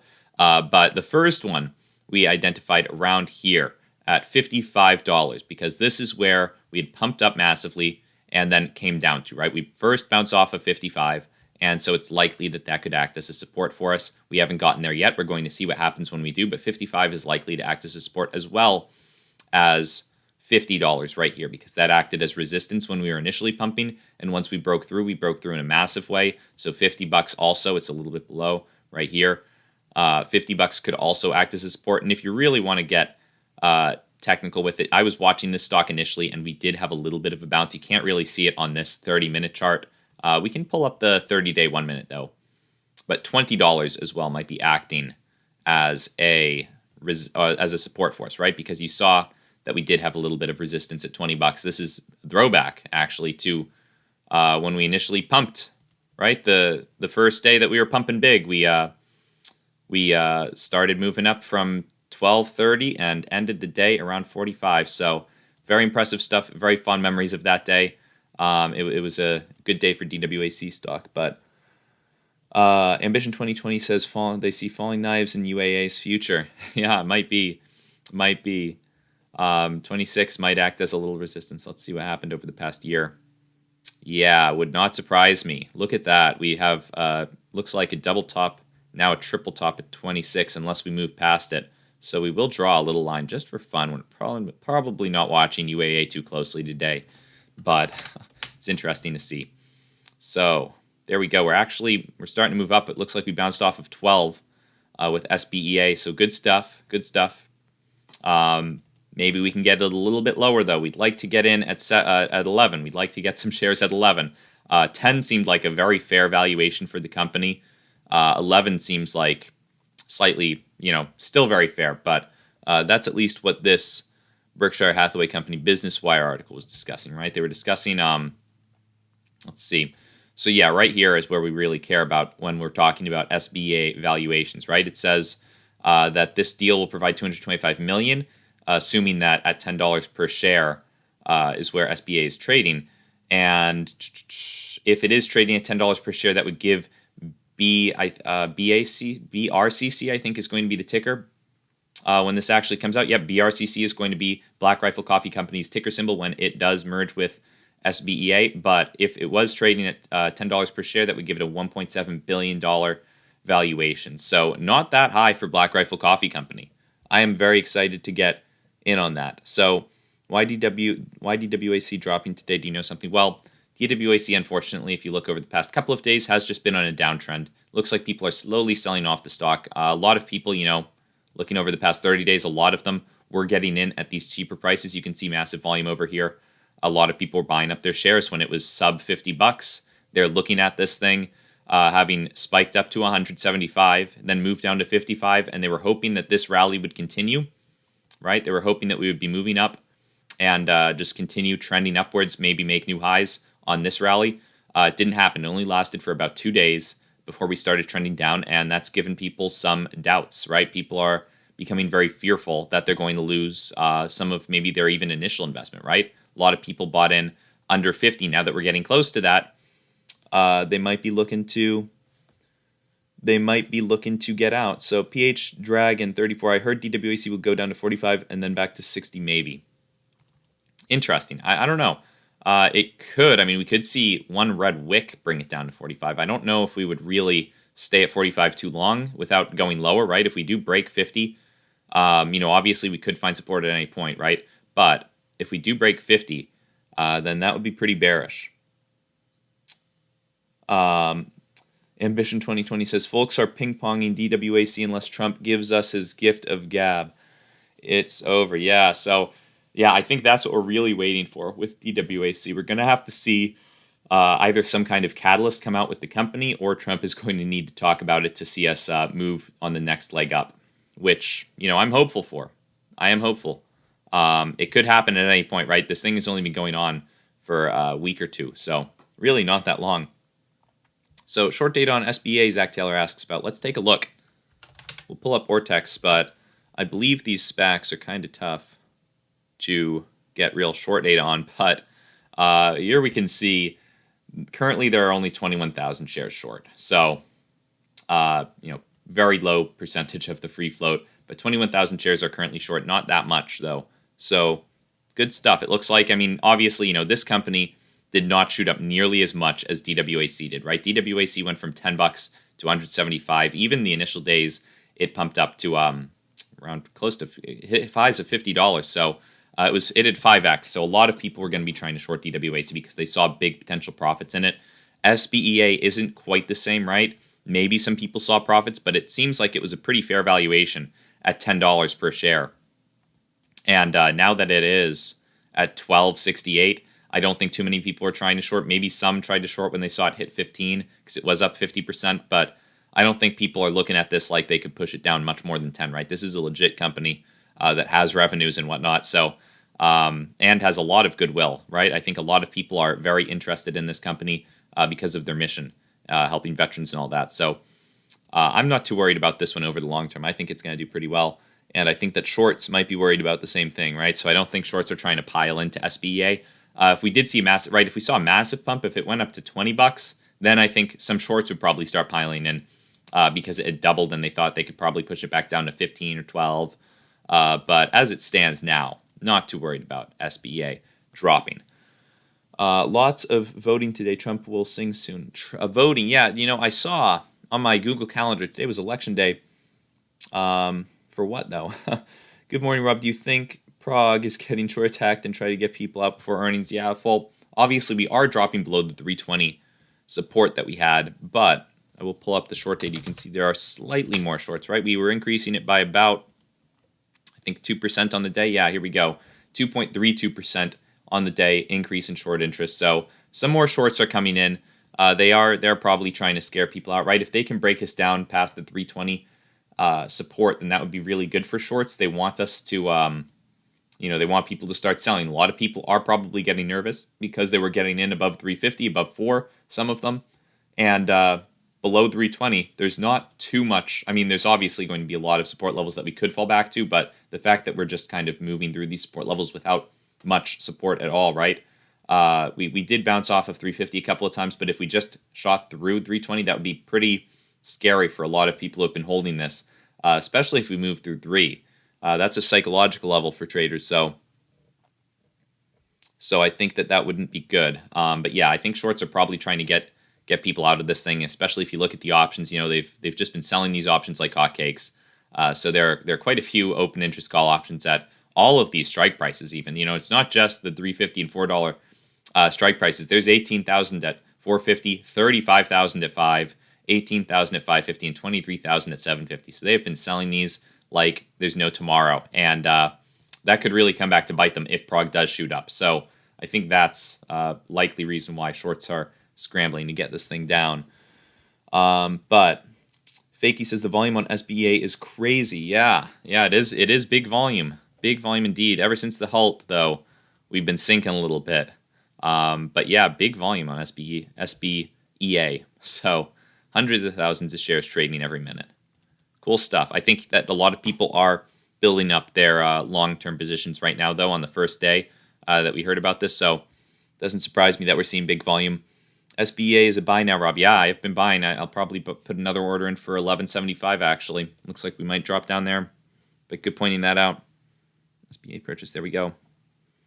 Let's get this in. But yeah, that's what the strategy is, right? We're averaging down today. $11. I'll probably be buying a decent amount of it. 11. One sec, guys. I'd like to pay attention, right? I don't want to accidentally type the wrong thing. Okay, here we go. Market hours. There we go.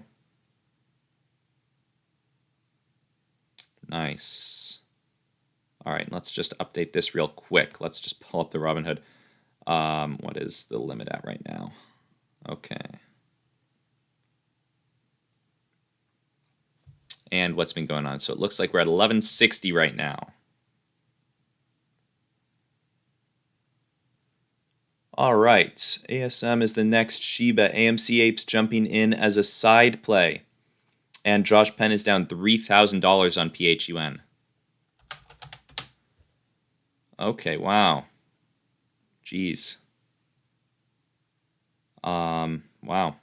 Down 3K on PHUN. Yeah, it has been sinking over the past couple of days. Not great.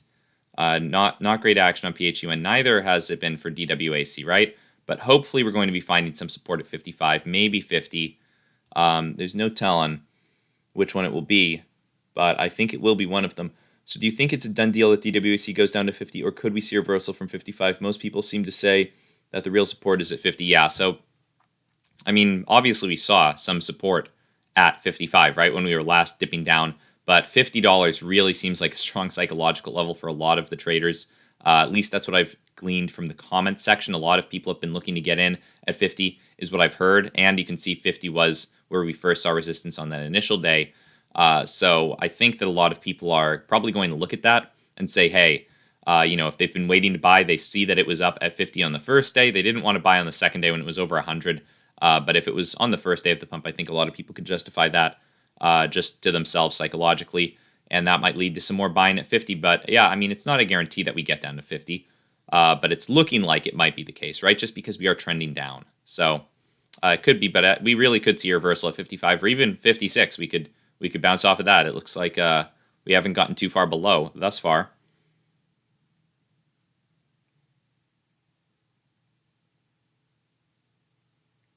So there we go. And thoughts on OCGN. So that was the one, I believe it had some COVID treatments. Let's hold on.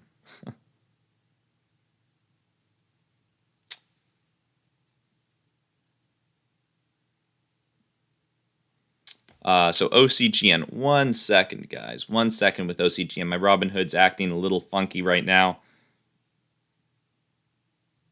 So there we go. I think this should do it.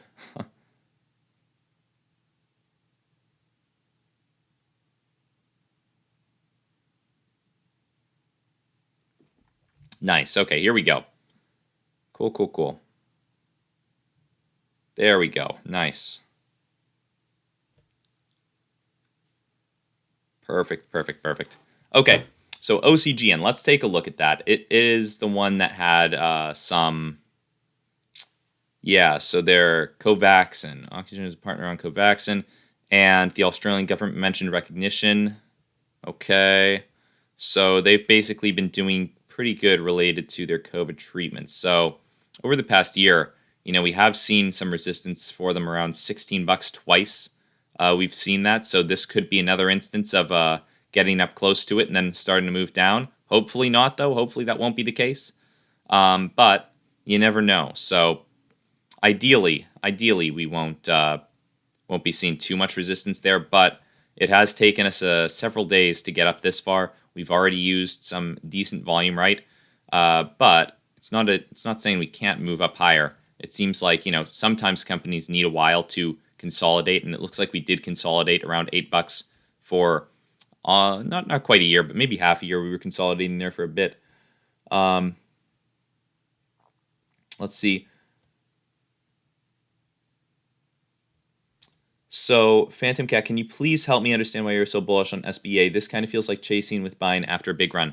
Yeah, so SBEA, we will look at for a second, because I am, and I will admit, I do not know much about the actual fundamentals of the company, just heard about it today. The reason, though, that I am bullish on SBEA is because the company they're merging with is Black Rifle Coffee Company, a company that I have heard of that I think will do well over the long term. They have a good mission statement, bettering the lives of veterans, and the biggest reason I think that I like them so much is because I have heard the founders talk for hours on the Joe Rogan Experience, so I've actually heard them talk for real, and they seem very dedicated to this company. So I don't think that, who's to say what it's going to do over the short term? It could move down. It could move down to 10, 11, but I am not worried about it over the long term. I have very resonant faith that those guys, that Evan Hafer, who I believe it says right here is the CEO of the company, Evan Hafer right here, is going to do very well, and I think his friend Matt Best is still in on it. Nope, it doesn't have Matt Best mentioned in this article at least, but Evan Hafer was one of the two people I believe who was working on it, so I believe that they will be doing very good things with the company over the long term. So that's why I'm getting into SBEA while it's relatively early, and it seems like a very small valuation for coffee company like this. They have a slightly different business model from Bros, and I will point this out. So at $10 per share, that'll give BRCC, Black Rifle Coffee Company, that's going to be their ticker once they actually merge, $1.7 billion valuation. Now, if you look at another company, which I will admit, different business model, right? Dutch Bros is selling coffee in stands. They're selling coffee kind of more like Starbucks. They're not necessarily selling bags of coffee, but $3.6 billion market cap on Bros. And Bros has actually been doing incredibly well. So if you look at Bros over the past year, they've just been shooting up since they IPO'd around $32. Now they're at 73, so been doing very well. And that's not to say that there aren't dips every now and then, right? They moved down from 60 to 40 at one point, but now they're up at 73. So I think it's good to get in on these companies when they're relatively early. So that's why I'm looking to get in on SBA. And it's not like it's the most massive position that I have, right? I only bought 100 shares here, and then less than 100 on the Robinhood is what I've gotten so far. If we got down to 11, I'd be adding a bit more, but it's not like I'm building out the most massive position, right? It's under 2.5K, so not the most massive, but I do want to support this company regardless, because I do feel connected almost to the owners after listening to them discuss the company and just their lives in general for hours on end. So that's why I'm bullish on SBA.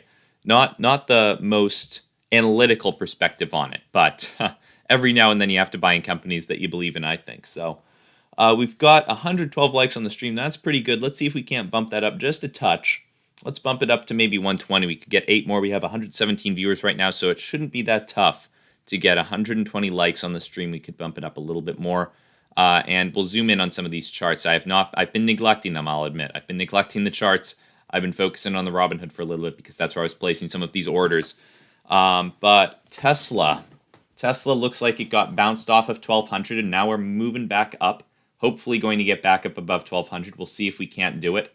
PROG is still sitting below 320, but not below 3, which is very good.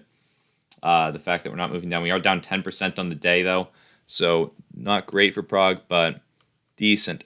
Phantom Cat says that makes a lot more sense. Thank you. You're welcome, man. And Sbea looks like we were experiencing that big run in the morning and have since been sinking, which is actually exactly what we were hoping for. At $11 is when we could be placing another big order. So let's actually pull that back up.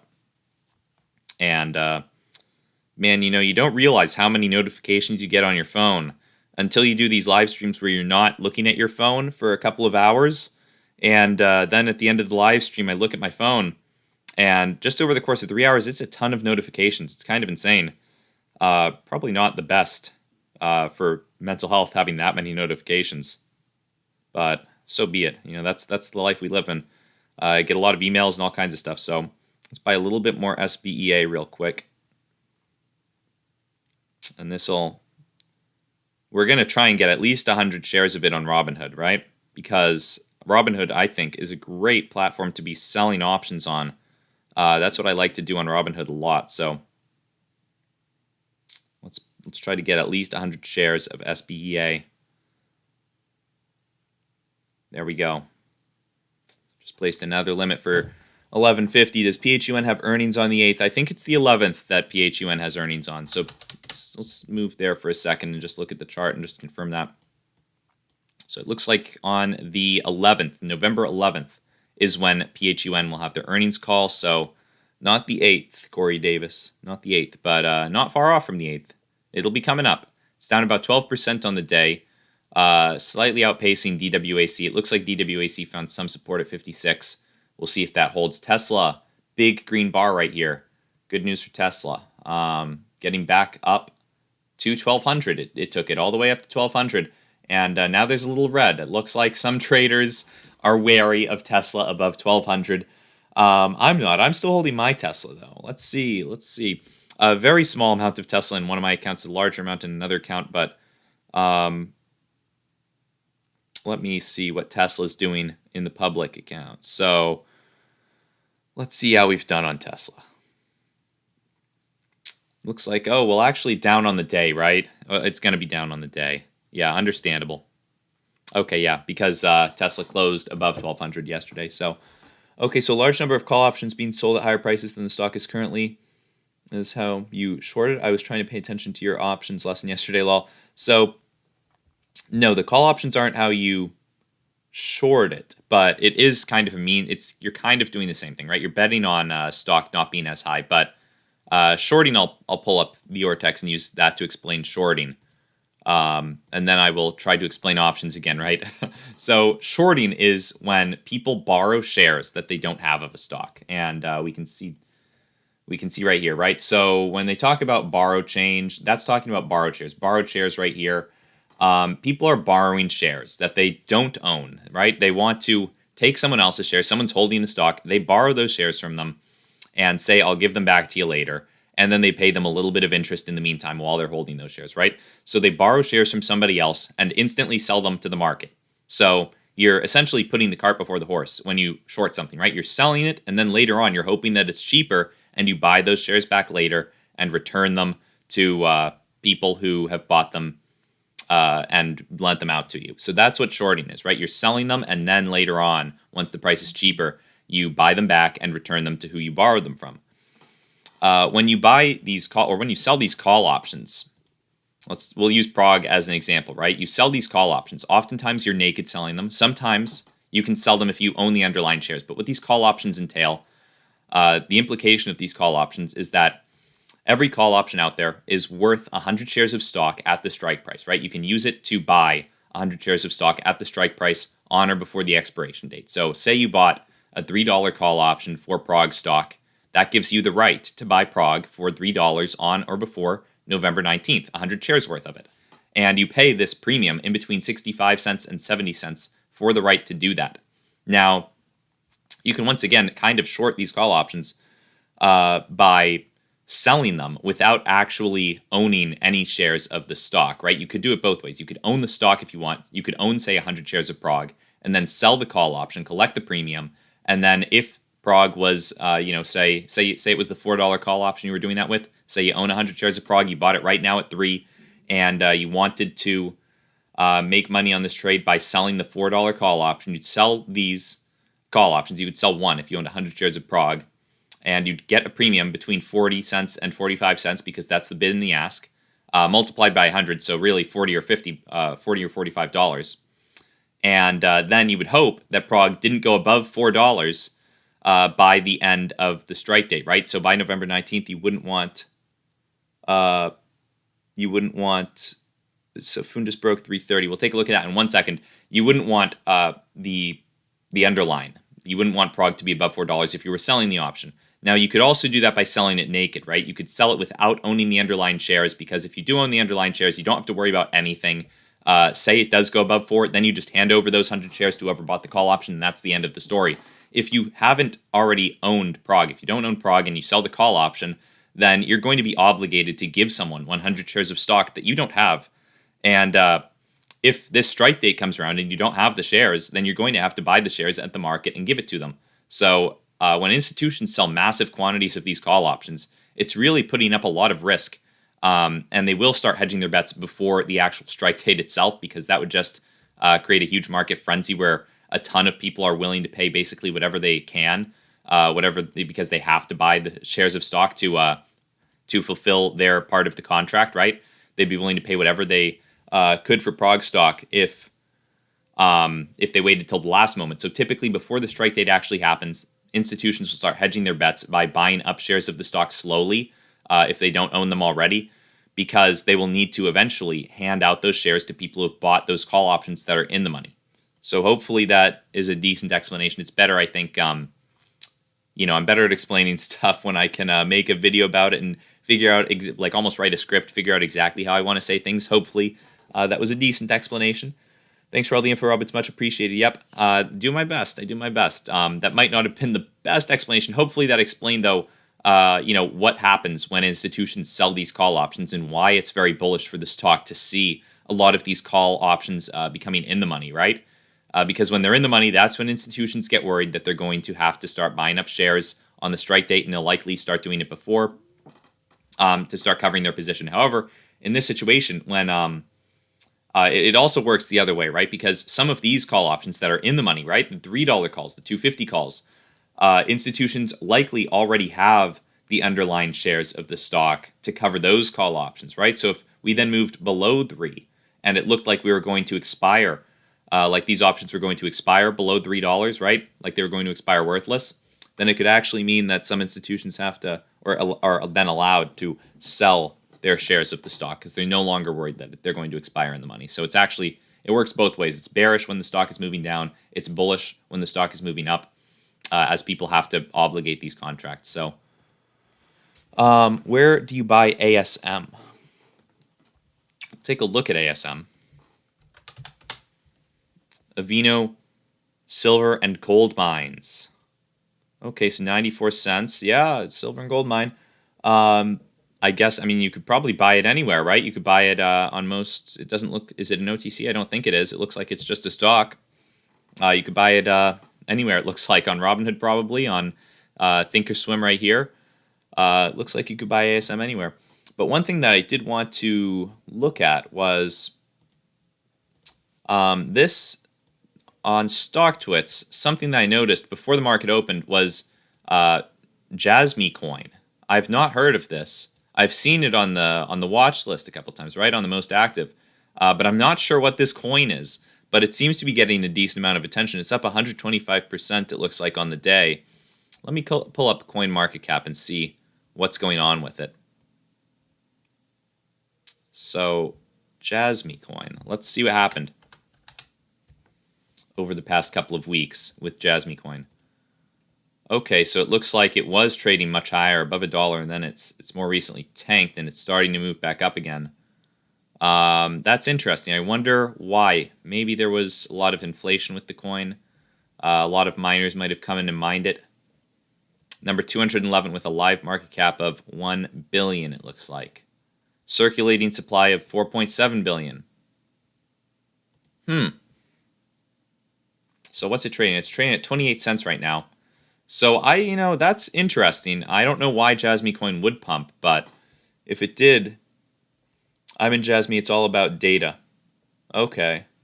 Like user data like they talk about on Facebook, or is it literal like statistics of how much energy it costs to mine the coin and whatnot? I've not heard much about Jasminecoin, but that's interesting. I wonder where you can buy it.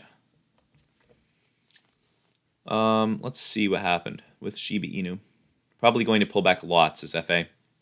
They are monetizing data in some way. Japanese Bitcoin. Interesting.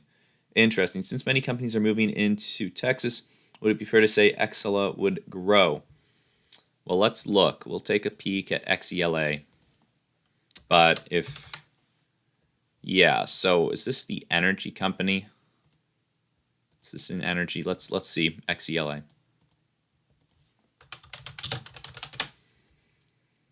Global Business Process of Automation. Okay, no, we looked at this a couple of days ago. I get these tickers mixed up sometimes, but okay, it's possible. So let's see what we've got on Market Watch for them. On their profile. Engages in the provision of transaction processing solutions and enterprise information management, operates through the following segments. Information. So is it heavily tied to Texas? It looks like it's headquartered in Texas. And I suppose they could provide services to people in Texas. I don't know if they need to be right next to the people they provide services for. They might not. It may be that they can provide a lot of these services digitally or virtually, or send out employees on trips, right, to set up whatever systems other companies will need. But it could be good. It could be good for XELI. The fact that a lot of businesses are moving to Texas, because I have heard of that. A lot of businesses are moving to Texas. I think didn't Elon Musk make a Tesla factory in Texas? I think at least Musk moved to Texas himself. So it looks like, on October 8th of this year, Tesla's announced it will move its company headquarters to Texas from California. Okay. And it will move the car maker's annual shareholders meeting to Austin. And our Austin factory is like 5 minutes from the airport, 50 minutes from downtown. Nice. PROG broke $3. Jeez. Yeah, wow. Whoa, big downside on PROG right here. Which, if we were going to break it, that was to be expected. But a couple million shares trading each minute, that's not great. We're going to pull over this a little here. So, PROG is down to 293. Not great. For PROG. SBEA moving down to 11. We might have to do a buy in 1 second. We'll look at PROG for a second, though. Hopefully we can move back up above 3. Sometimes you do see a big dip like this, and it can turn into a V, although we're down 14%. This could be the beginning of the end for PROG. If we stay below 3 for too long, this could be very bad. This could be very bad. It's a somewhat bearish day for these stocks, right? Tesla's down 1%, even though it's had decent during the hours trading, right? DWAC is down. PHUN is down. We'll take a look at that. Yeah, it's down somewhat significantly.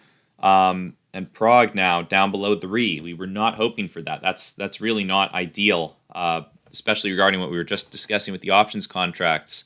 Suzuki-chan, sad face for PROG. That's for sure. We'll see if they can come back throughout the course of the day. It's never ideal to see us doing what we've been doing the past couple of days of just breaking 350, breaking 320, and then $3 in the same day. That's not great.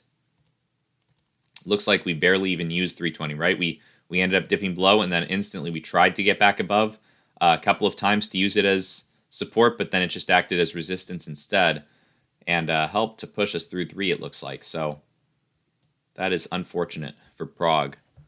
Not liking that, but that's how it goes in the market sometimes. And that's why I always make sure to never put more money into the market than I'm comfortable losing, right? I could lose everything I've got in the market and still not worry about where is the food coming from, right? I wouldn't have to worry about that. And I really don't think it's a good idea when people put everything they've got when they take out mortgages on their house. You hear about people doing that sometimes. Usually you just hear about the success stories, like some of the people who were investing in Dogecoin back in the day were taking out mortgages on their house and stuff to buy Dogecoin, and it ended up working out for some of them. But for every story like that, there's 10 people who who just over leverage themselves and get into some big trouble. And it is really unfortunate when it happens. But it does happen sometimes. And that's why you never trade with money you can't afford to lose. That is a key tenet of trading, I think, in my opinion. So Matthew 707, METX. Let's take a look at it. He says, what's your price target on METX? Metin Holding Group. Well, I don't know if I know enough about it to have a price target. It looks like it's been downtrending, but we have been getting some big volume lately. So let's see.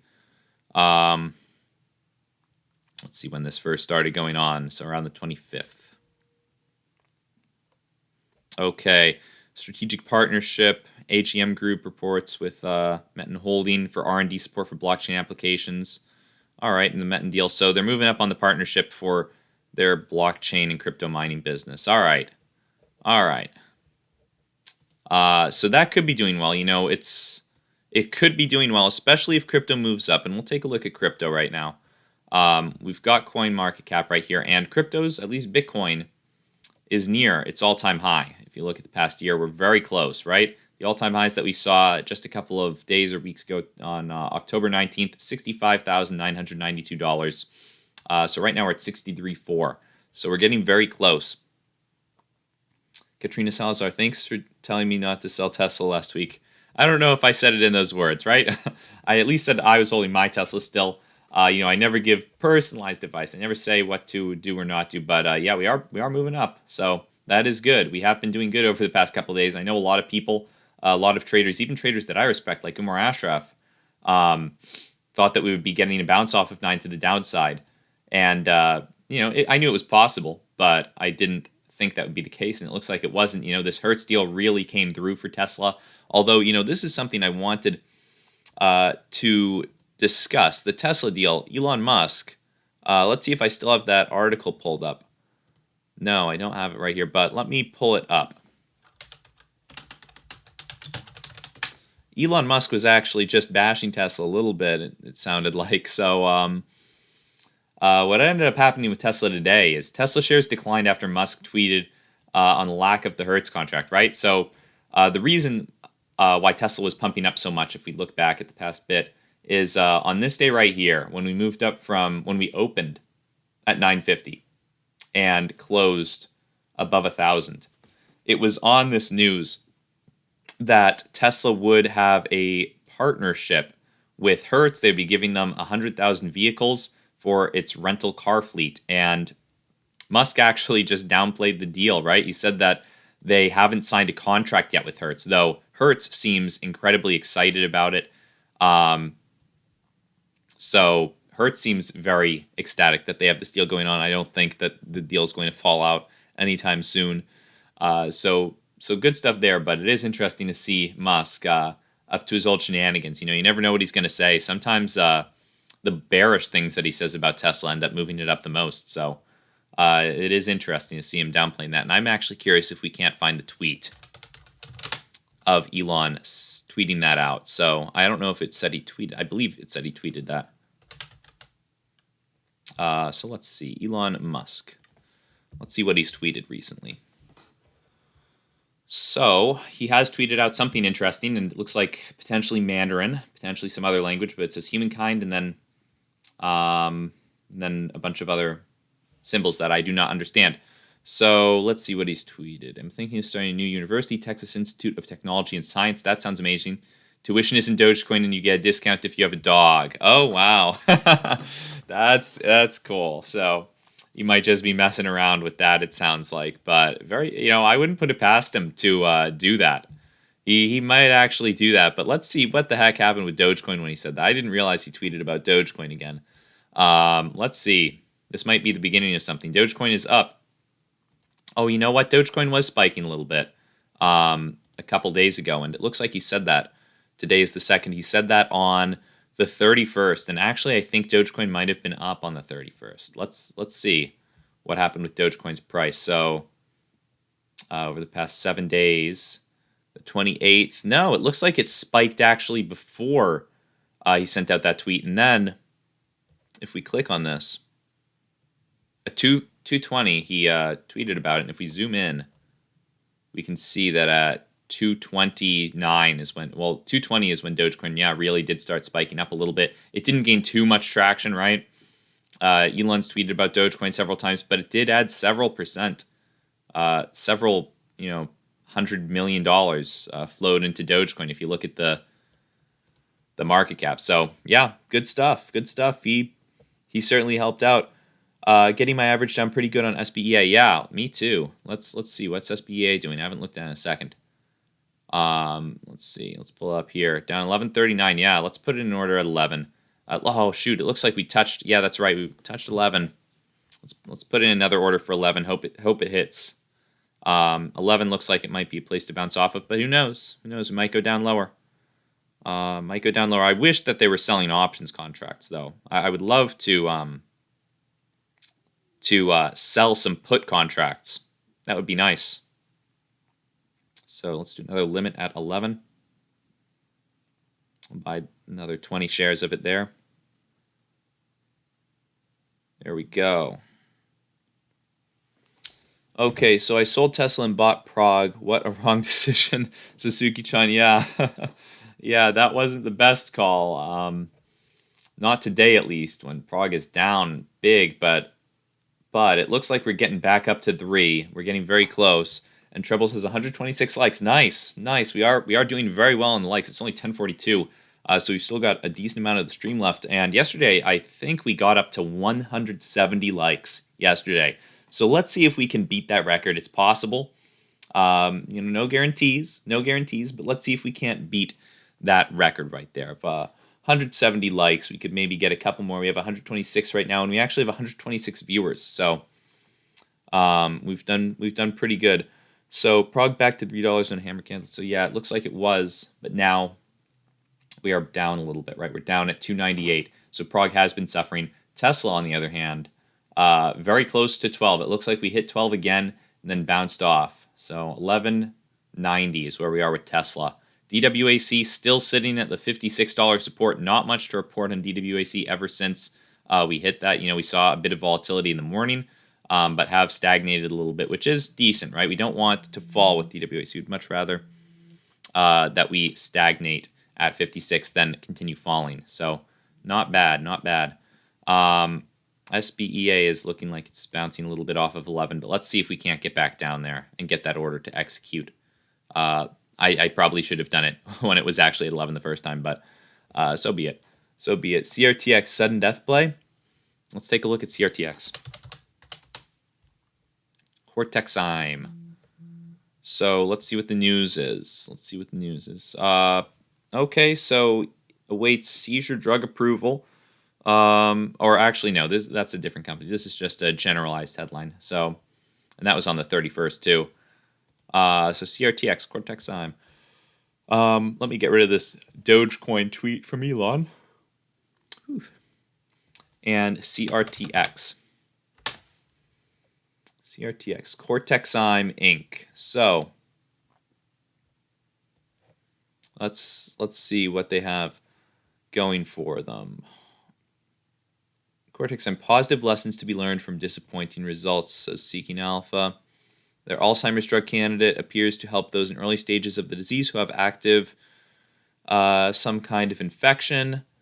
All right, so that's decent. It looks like they have been tanking lately, though. And, wow, yeah, it dropped quite a bit. It looks like they probably failed a trial. Let's see when that happened. I got to admit, I'm not the biggest fan of these plays when they drop a ton. They failed to meet the main goals for their Alzheimer's drug. Okay, so that's what happened. And I tend to not be the biggest fan of these plays when they drop a ton. I think that they might drop a little bit more. I'm wary of them, especially when they start making all-time lows over the past couple of years. But and Ramsey, we will talk about FAMI in just one second. Potentially they do offer up some buying opportunities, but when you see something crash this hard, it typically shows me that the investors were mostly in it for the drug that they were hoping would pass, and that actually then just failed. So if that drug is done, then it's really going to depend on what other drugs they can come up with over the next couple of weeks and months. So what's your opinion on FAMI? Let's take a look. So I am holding FAMI stock, actually. I'm holding it. I think that above 30, we're looking pretty good to continue moving up over the long term. We saw a lot of movement to the upside a while ago with FAMI on news of a strategic partnership for their supply chain, a merger with a forestry company, and an expansion into the health and wellness business. So I'm liking FAMI, right? I'm hoping that we can get up above 50 or 60 cents sometime soon. But we'll see, right? It's something that I'm comfortable holding over the long term. Decent penny stock, though, 34 cents. Relatively cheap and small market cap, if I'm not mistaken. Let me pull up the market cap for FAMI. I believe it's a very low market cap. Yeah, under $100 million, $96 million. So I am holding some FAMI stock. They mostly farm shiitake mushrooms, but they just expanded into the forestry business and are going to be expanding into, I believe, some kind of oil, lavender, or some kind of oil that is also good for cooking and for potentially skincare. So PHUN is getting me down. Yeah, let's take a look at PHUN. So down to 3. Okay, well, actually, yeah, down to 325. Not great, right? When we broke through 4, and especially when we broke through 380 this morning, it wasn't looking good for PHUN. So that is unfortunate. That is unfortunate that we're down like this. PHUN, I lost money, says Cinematic Town HID. Yeah, I think a lot of people ended up losing money on PHUN. If you look, we see that most of the buying pressure was over here for above $6, just about. So most of the volume was above $6. So not surprising. Pretty much everyone has lost money on PHUN at this point, right? Because very few people were holding it when it was $1, and it's now dipping a little bit. So it and DWAC are dipping. But not the worst case, right? It's only down 15%, but still not great, right? Not what you want to see on a day. And PHUN, unfortunately, does tend to be a bit more bearish than DWAC, but what we're waiting for with DWAC is some type of catalyst. PHUN, on the other hand, might trade up in sympathy with DWAC. They already tried. PHUN already tried to implement a catalyst a couple of days ago. They were touting that they were accepting Bitcoin for their light personal computers that they sell, and that did not get the reaction that they were hoping for. They ended up, if we can find it, spiking up very slightly in the pre-market, but it wasn't enough to really stop them from dropping. So, yeah, I think it was right here. They announced right on this bar that they were accepting Bitcoin for their light personal computers. A bunch of people bought in, a decent amount at least, right? 889,000 shares were traded that 10 minutes right there, and then it continued to sink down regardless. So that was unfortunate, but look at that. We've got 135 likes. We only need 35 more likes to get to 170, which is the goal, which we would like to beat this stream. So we're not that far off. It's looking pretty good. Likewise, I am appreciative of that. And we've got 130 viewers. I don't know if we've had 130 viewers since I think the first stream that we did when we were watching DWAC stock live. So cool stuff. Cool stuff. We are definitely getting a better community, and we had some great shout outs today. So any thoughts on ARTL? Says Jimmy NG. We'll take a look at ARTL. We'll take a look and see what's going on with it. So ARTL, it's trading right below $1, and we recently spiked up on the 1st. So let's see what the news is. Initiates coverage on the stock with buy rating and $4 price target. Okay, so it was pumping up because it was trading at 70 cents, and now it's trading at $1 because H.C. Wainwright initiated coverage on it and gave him a buy rating and a $4 price target. Man, that's a steep price target. That's a 4x your money stock right there if the analyst is to be believed. So we have been up that high before, but only very briefly, right? Only for a flickering moment over the past 2 years. The past 3 years, we were up much higher. So bioscience company, let's see, ARTL. Let's see what we've got. So $24 million market cap. We could definitely get, no problem getting this up to 100 if they have some good catalysts coming out for them. So yeah, no problem. So I'm here for DWAC. See what's happening. Yeah, it is getting close to 55. 55 is where we're looking to see some support. Let's move that right on to 55 right there. So yeah, 55 we could be seeing some support at DWAC for. Hopefully we will, at least, right? We're at $55.32 right now, so not far off. How far do you see DWAC dropping? I could see it going from potentially we'll find some support at 55. If not, then I'm thinking 50 could be a big level where we see a decent amount of buying pressure. Obviously, I don't want to sound really one-sided with it. I'm bullish on the stock, but there is the potential that it could drop down more. And then you'd have to adjust your thoughts on it, right? You don't have to sell it if it drops down more, but I might be looking to start getting out of a little bit of my position. If it was dropping down as low as $40 is probably where I'd start to average out, just because my cost basis is at $24 per share, and I wouldn't want to turn it into a loss. I would still want some profit on DWAC, but I will be holding DWAC over the long term in the Robinhood as long as that options order ends up expiring in the money, which it looks like it should. $50 as a support too for DW. Yeah, $50 and 55. 55 and 50 are the two that we're looking at today. We've got lines on both of them. So yeah, 55 and 50. Hopefully 55 will hold. 50, if not, is the hope. But always be aware of how much money you've got and what you're willing to risk on certain trades.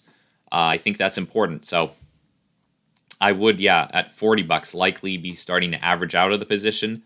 But I don't think we'll get to 40, right? I think that some buying pressure will come in. I think a lot of people have been waiting to buy this thing. I'm not too worried about it dropping down that low.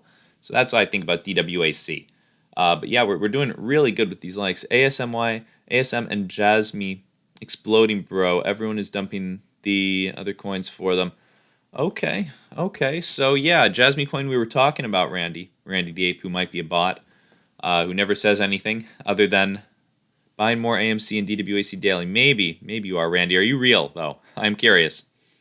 Because I've seen you in the streams a couple of times, but I'm not sure if you're real. So for some reason, I think all of Trump's financial problems are over. DWC was his best play yet. Good play, Trump. Well, I got my 70K. Nice. Not a bot. Okay, Randy. Good. Because I've seen you a couple of times, and it almost seemed like you might have been. But that's good. Thanks for the call-outs, then. I appreciate that. So more AMC and DWAC daily. I audio listen a lot. Okay, I see, Randy. Nice. I see. I appreciate that. All right, because sometimes I would see some of the same people over and over, and sometimes they would just be saying, check out XYZ stock, and it would be almost a somewhat generic message. I thought you might have been one of them, but no. I could tell actually a little bit, after I suspected you were a bot when you started to say buying more AMC and DWAC. I started to suspect that was not the case. It seemed too personalized of a message. All right, so 145 likes. Only need... Yeah, so Ambition 2027 says not a bot. Yeah, no, he's not. He's not anymore. I'm no longer suspicious. So what do we have on this chart down here? So we're going to pull up SBEA again. It looks like we did bounce off of $11. I'm really hoping that we can get back down to it. So that order will execute. Oh, no, I lost 70K. Ambition says the halts ate me alive. Yeah, the halts messing people up on DWAC. Yeah, the halts, I remember that. At one point, though, you said you were down 120K, so not bad. Looks like you salvaged some of it. But yeah, 148 likes, nice. And SBEA seen some resistance at 12. We'll see what happens with it. Hopefully we can get bounced down. It sounds strange to want to be bounced down, but I would like to get some more shares cheaper, right? Because this isn't necessarily a trade. This is more of a long-term investment. So the cheaper, the better, in my opinion, on plays like this, right? When there are companies that you want to get in on for the long term, you actually want them to go down, right? So I think $11, and I'd take it at 10. It would be great if we could get it down to 1. I would love to be buying this at 1. But we'll see how low we can get it. DWAC calls, Mac Attack. Let's take a look at DWAC calls. So we can pull up. There are a lot of calls available for this stock now. But we'll see which strike they do. Probably November 19th is going to be the most interesting to look at. Overall lost 68K on it. Damn. Never mind, so expensive. Yeah, they're very pricey calls. So not in on DWAC calls. At one point, I considered selling some, decided not to. You don't want to miss out. You never know when something is going to explode, and the calls are actually going to be, dragging your portfolio down if you've sold them. So decided not to sell calls on the position that I've got. But the calls are very expensive, right? The reason I think that not many people have gotten in on the calls, why there's such a low open interest on these calls, is because, well, they debuted. We can look back at it when they actually started trading. I think it was around when DWAC, it was after the weekend that DWAC had pumped. So it must have been. So it was actually right here, I think, right? They started trading on this day, on the 25th of October. And DWAC opened at 120. It opened above $100. So they were very expensive calls. So what are your thoughts on Bitcoin ETFs, says Seem Blind? They're interesting. We've already had a Bitcoin ETF for a bit, the Grayscale Trust.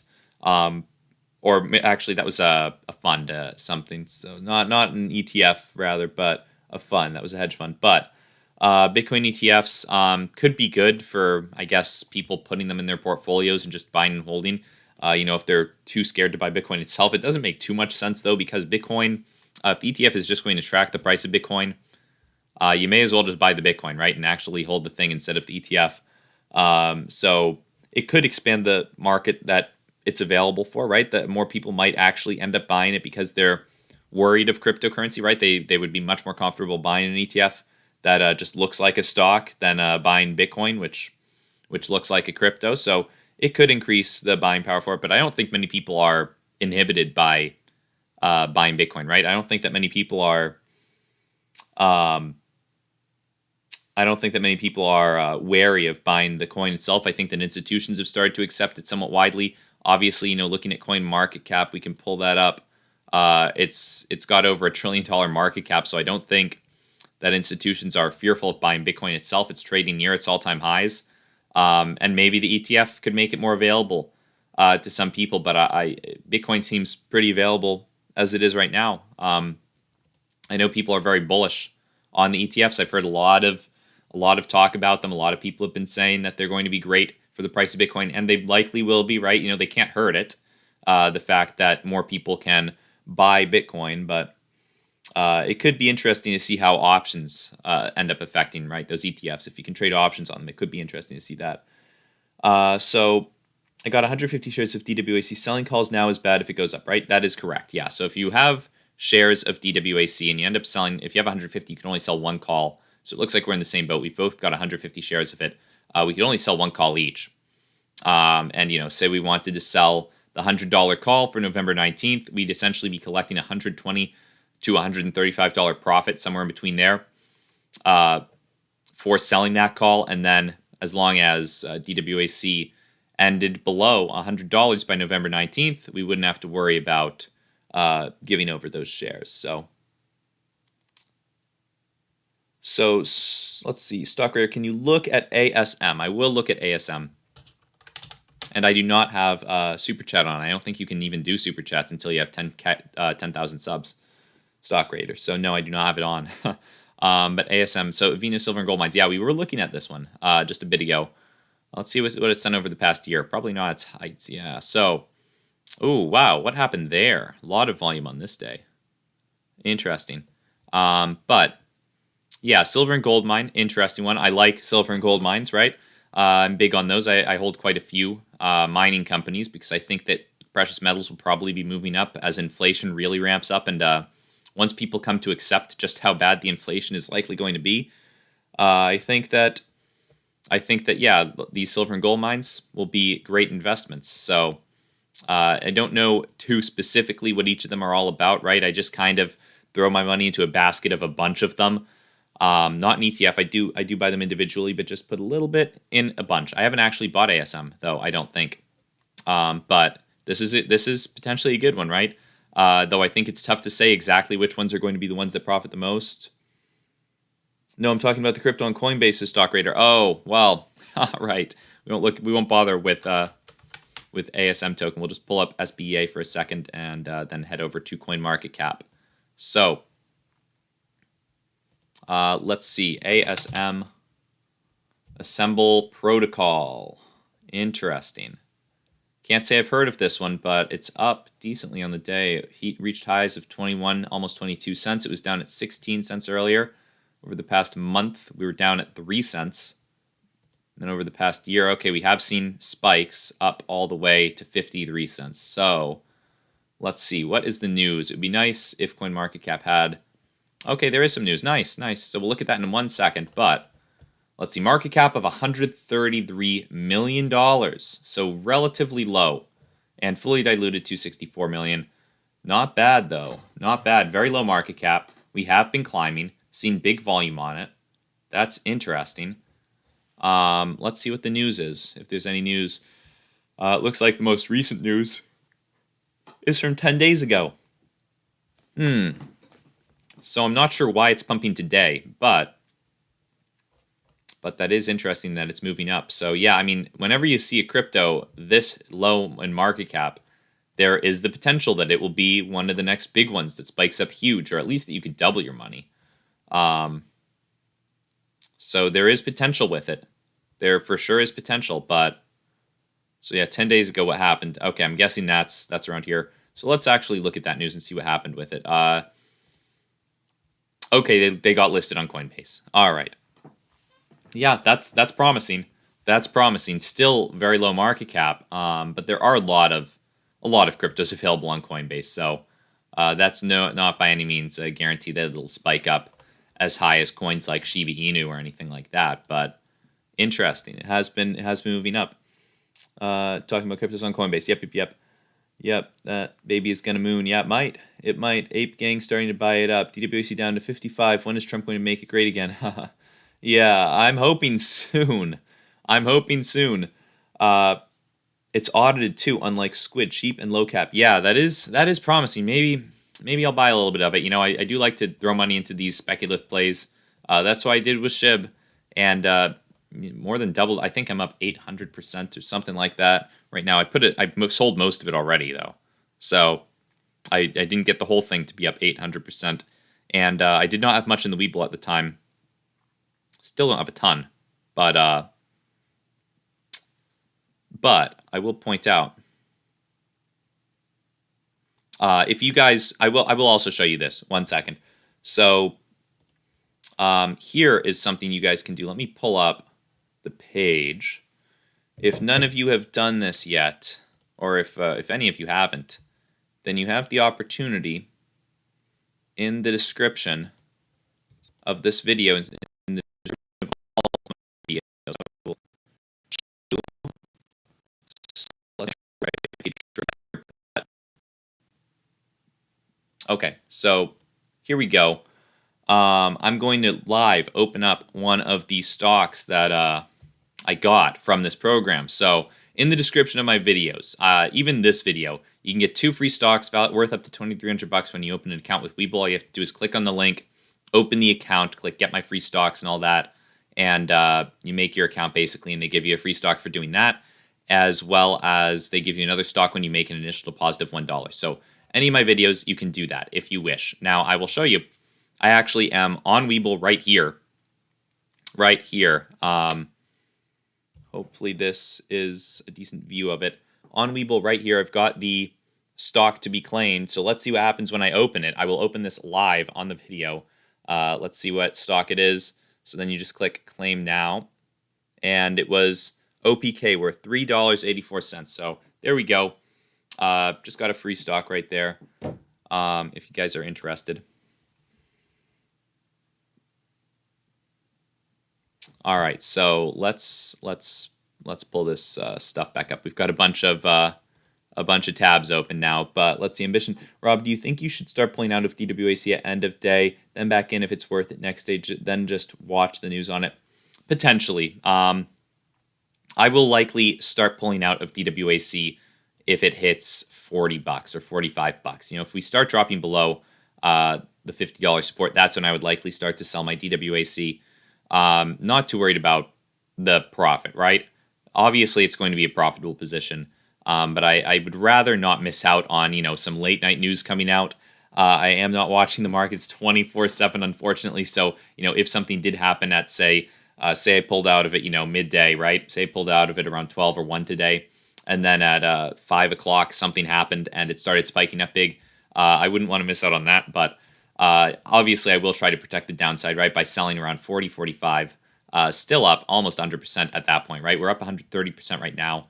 I already had sold a little bit, right? I bought 200 shares originally. Now I have 150. I sold the first 50 at 36, I believe. So not too worried about it. Which is better, DWAC if it drops to 45 to 50 or Mark if it goes below $1? Well, I think with Mark, if I'm not mistaken, Mark is looking like a decent buy below $1 because even before this whole Trump pump thing, it was trading around $1. So Mark looks pretty good, but DWAC might have more longevity. I'm not sure what Mark was going to be doing in the future, if it was going to be doing incredibly well or not. It looked like it had been trending up slowly over the years. But with DWAC, this is a new one. This is the Trump pump stock and will be taking public Trump media. So I think that over the long term, it could be doing better. CEI heading to $1 says seem blind. We haven't looked at CEI in a bit. And we have DWAC pulled up on 2 screens, so we will leave this bottom screen to look at CEI. So yeah, it has been just trending down and down and down. PROG is fighting back. Don't counter out. Yeah, let's see. So it looks like we are at $3 right here with PROG. Hopefully that's visible. Try to pull this up. So it looks like we're at 3. Hopefully this is all coming through. Yep, that looks decently on the screen. So there we go. So PROG is trying to regain $3. It looks like we're at 301. 302 now. Okay, so we're doing decently with PROG. We're getting back up. PROG making a small break. Yeah, hopefully we can get back up above 3. That would be nice to see, right? If we actually held 3 as support, which is likely, right? We haven't been down there that long. It was only at 10:30 that we dropped below $3, and we are now up above that. And I will point out, guys, we have 159 likes on this stream. Let's see if we can't bump that up a little bit. Let's see if we can't bump that up. Potentially get to 170 on this bump. Because 170 is the goal that we've got. That's where we ended the stream yesterday, and we still have about an hour left of streaming today. Keep in mind, PROG is still at the top of the short squeeze list. Yeah, PROG is still looking promising for a short squeeze, right? The fact that especially if we can hold $3. If we can't, then it starts to look a little bit more bearish because of what we were talking about with the options on PROG. If a lot of these open interest call options start to become out of the money, then it may lead to some institutions being able to sell shares of PROG they were holding as collateral and be even more bearish for the price. So Eric Shaw says, what cryptos do you have? Currently, I think it's only 4. I think it's just Bitcoin, Ethereum, Dogecoin, and Shiba Inu coin. So the 2 all reliables, right? I'll pull up the crypto list right here. The 2 all reliables, Bitcoin and Ethereum, the 2 top of the markets, the big dogs, and then Shiba Inu and Doge. And I got in on those both fairly early, so didn't lose money on either of them. Made quite a bit on Dogecoin, made less on Shiba because I just didn't put as much in. It wasn't available on Robinhood, I just didn't have that much on Webull. My entire Webull account has been built off of referrals, so I think I only deposited $5 in Webull, and the rest is just referral stocks. But made a couple $100 off of Shiba Inu coin. Made a lot more than that off of Doge. I'm buying while it's so cheap. Worst case, lose a little bit of money, says Norman. On which stock? I'm curious. On PROG, perhaps. And Jason Cropper, this could be just a dip buying opportunity. Love PROG, I'll die with PROG. Let's go. Yeah. SBEA. We'll pull this up over CEI. It looks like we are down below 12 again. It looks like we bounced off of 12 fairly soon, or actually off of 1250. Moved back up above and then dip down below. So this is good. We want to get back down to 11 where we have our order place so that can execute. We're hoping that SBEA will dip down. That would be nice to see. But we're very close to 170 likes. Only 2 more likes. Wow, I just looked over. 168. You guys have been doing very well. Thank you very much. Because 170 is where we were at our last stream when we closed it. So if we could get up above that this early on, that would be very bullish for the stream. It'd be very bullish. Now, love PROG, I'll die with PROG. Let's go, says Tim Blackburn. Yeah, PROG is a good one. I especially when it had those patents come out. Monoclonal antibodies, I believe, was one of them. So very promising stuff regarding the current environment that we're in.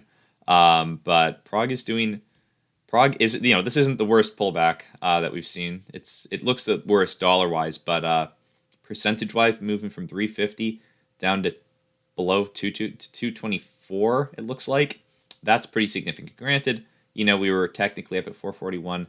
Now we're down. Or we did hit 287. When did we do that? Was that pre-market? No, that was on that big. That's right. We had a massive red bar on PROG. So yeah, with PROG, we are down pretty significantly. But not the worst. And we are at 170 likes. Thank you guys very much. There we go. That's what the goal was. So now anything on top of this is just it's just play likes, right? So DWAC down to 55. It looks like we are finding some support there. Really doesn't want to go below 55. Let's actually draw this line exactly on 55. We had it at 55.01 before. So yeah, it looks like very, very hesitant to get below 55 with DWAC. Hopefully we can start to see a little bit of a bounce up. Hopefully we'll see a bounce up. Granted, it's not guaranteed. We could move down to 50. Alejandro Garcia Pelosi probably shorted DWAC. Very possible. There is still a shareholder alert out as of November 1st. FA says, I believe, in reference to PROG. And Tim Blackburn says, Rob, you're doing a hell of a job, brother. I appreciate that, Tim. Thank you very much. I do my best, man. Just started streaming, let's see, was it a week and a half ago, I think. Last 2 Fridays ago was the first stream that we did. Ortex on PROG, please, says Srirang Lu. All right, we will look at PROG on Ortex. Looks like shorts have been piling in more and more, right? 3.46% short interest change today. So, yeah, shorts have been piling in. 38% short interest as a percentage of the free float. Very high utilization. But relative, not the highest days to cover, right? Because PROG has been getting more and more volume. For DWAC, the alert. And Alejandro Garcia says, Rob, 2024. I would not want to be president. That's a tough job. Wouldn't want to do that. Very tough job, it seems. Everybody who takes that job seems to age a decade over the course of the 4 years. What's the shorts on DWAC, says Boogeyman. Well, it's a little bit less clear on Ortex, but we'll take a look at it regardless. So here we go. So DWAC doesn't have too much Ortex data for it for the current short interest or short interest change. However, you can see the borrow change. So it looks like it increased by 114,000. So about 114,000 shares have been shorted today, it looks like. At least that's Ortex's latest estimate. Dexter Morgan, hey Rob, are you now a millionaire from trading? Unfortunately not. That is the eventual goal. I will say that because of trading, though, I do not have to worry about, I used to not be in the best financial position, don't have to worry too much about money anymore. I tend to not think about it. Definitely not nearly in the same way that I did, and in the past it was more of a worry of how am I going to get money. Now it's more so how am I going to protect money and grow money, as well as it's a bit less of a fearful attitude. I'll say that, I'm not too worried about my financial prospects now. Thanks to just the amazing technology that we have and the ability to actually have all 3 of these screens piled up and all this data right here, and a ton of access to information on YouTube, which is where I started learning about trading. So, very grateful for all of that technology that really enabled this kind of a thing to happen. But can I check OCGN, says Kolo Kotoy. All right, we will look at OCGN. And we'll pull it up in the bottom left. Okay, yeah, so up 13% today, and this one's been on the StockTwits top trending or most active for a while. The past couple of times we've looked at it, so let me pull it up right here and see what we've got going on with OCGN on StockTwits. Let's see if we can't pull that up. Let's pull up the most active stocks and see if, OCGN, number 1 most active on StockTwits. It has been a StockTwits stock, right? On Reddit, it's not been the most popular. I've not seen Oxygen that high on Reddit. It's the number 8 top trending stock, up 9 spots today, though. So it's just finally starting to gain some traction on Reddit. Not many people on Reddit talking about it. But It has for many, many days been the #1 trending stock on StockTwit. So it is a trader stock, not a Reddit stock. But there we go.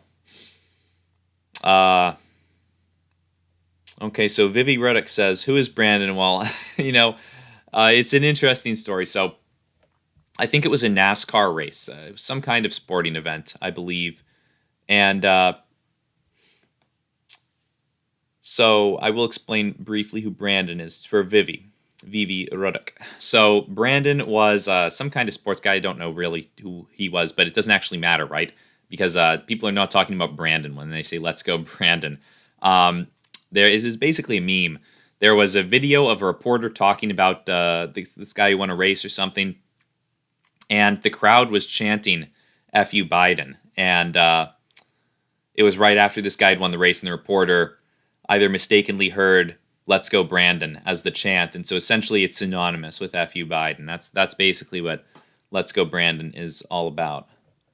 So Ambition 2020, most active stocks, Rob's channel growth. Congrats on not even 3 weeks, is it? Yeah, not even 3 weeks. We started not even. I don't think it's even been 2 full weeks. I think this Friday will be 2 full weeks.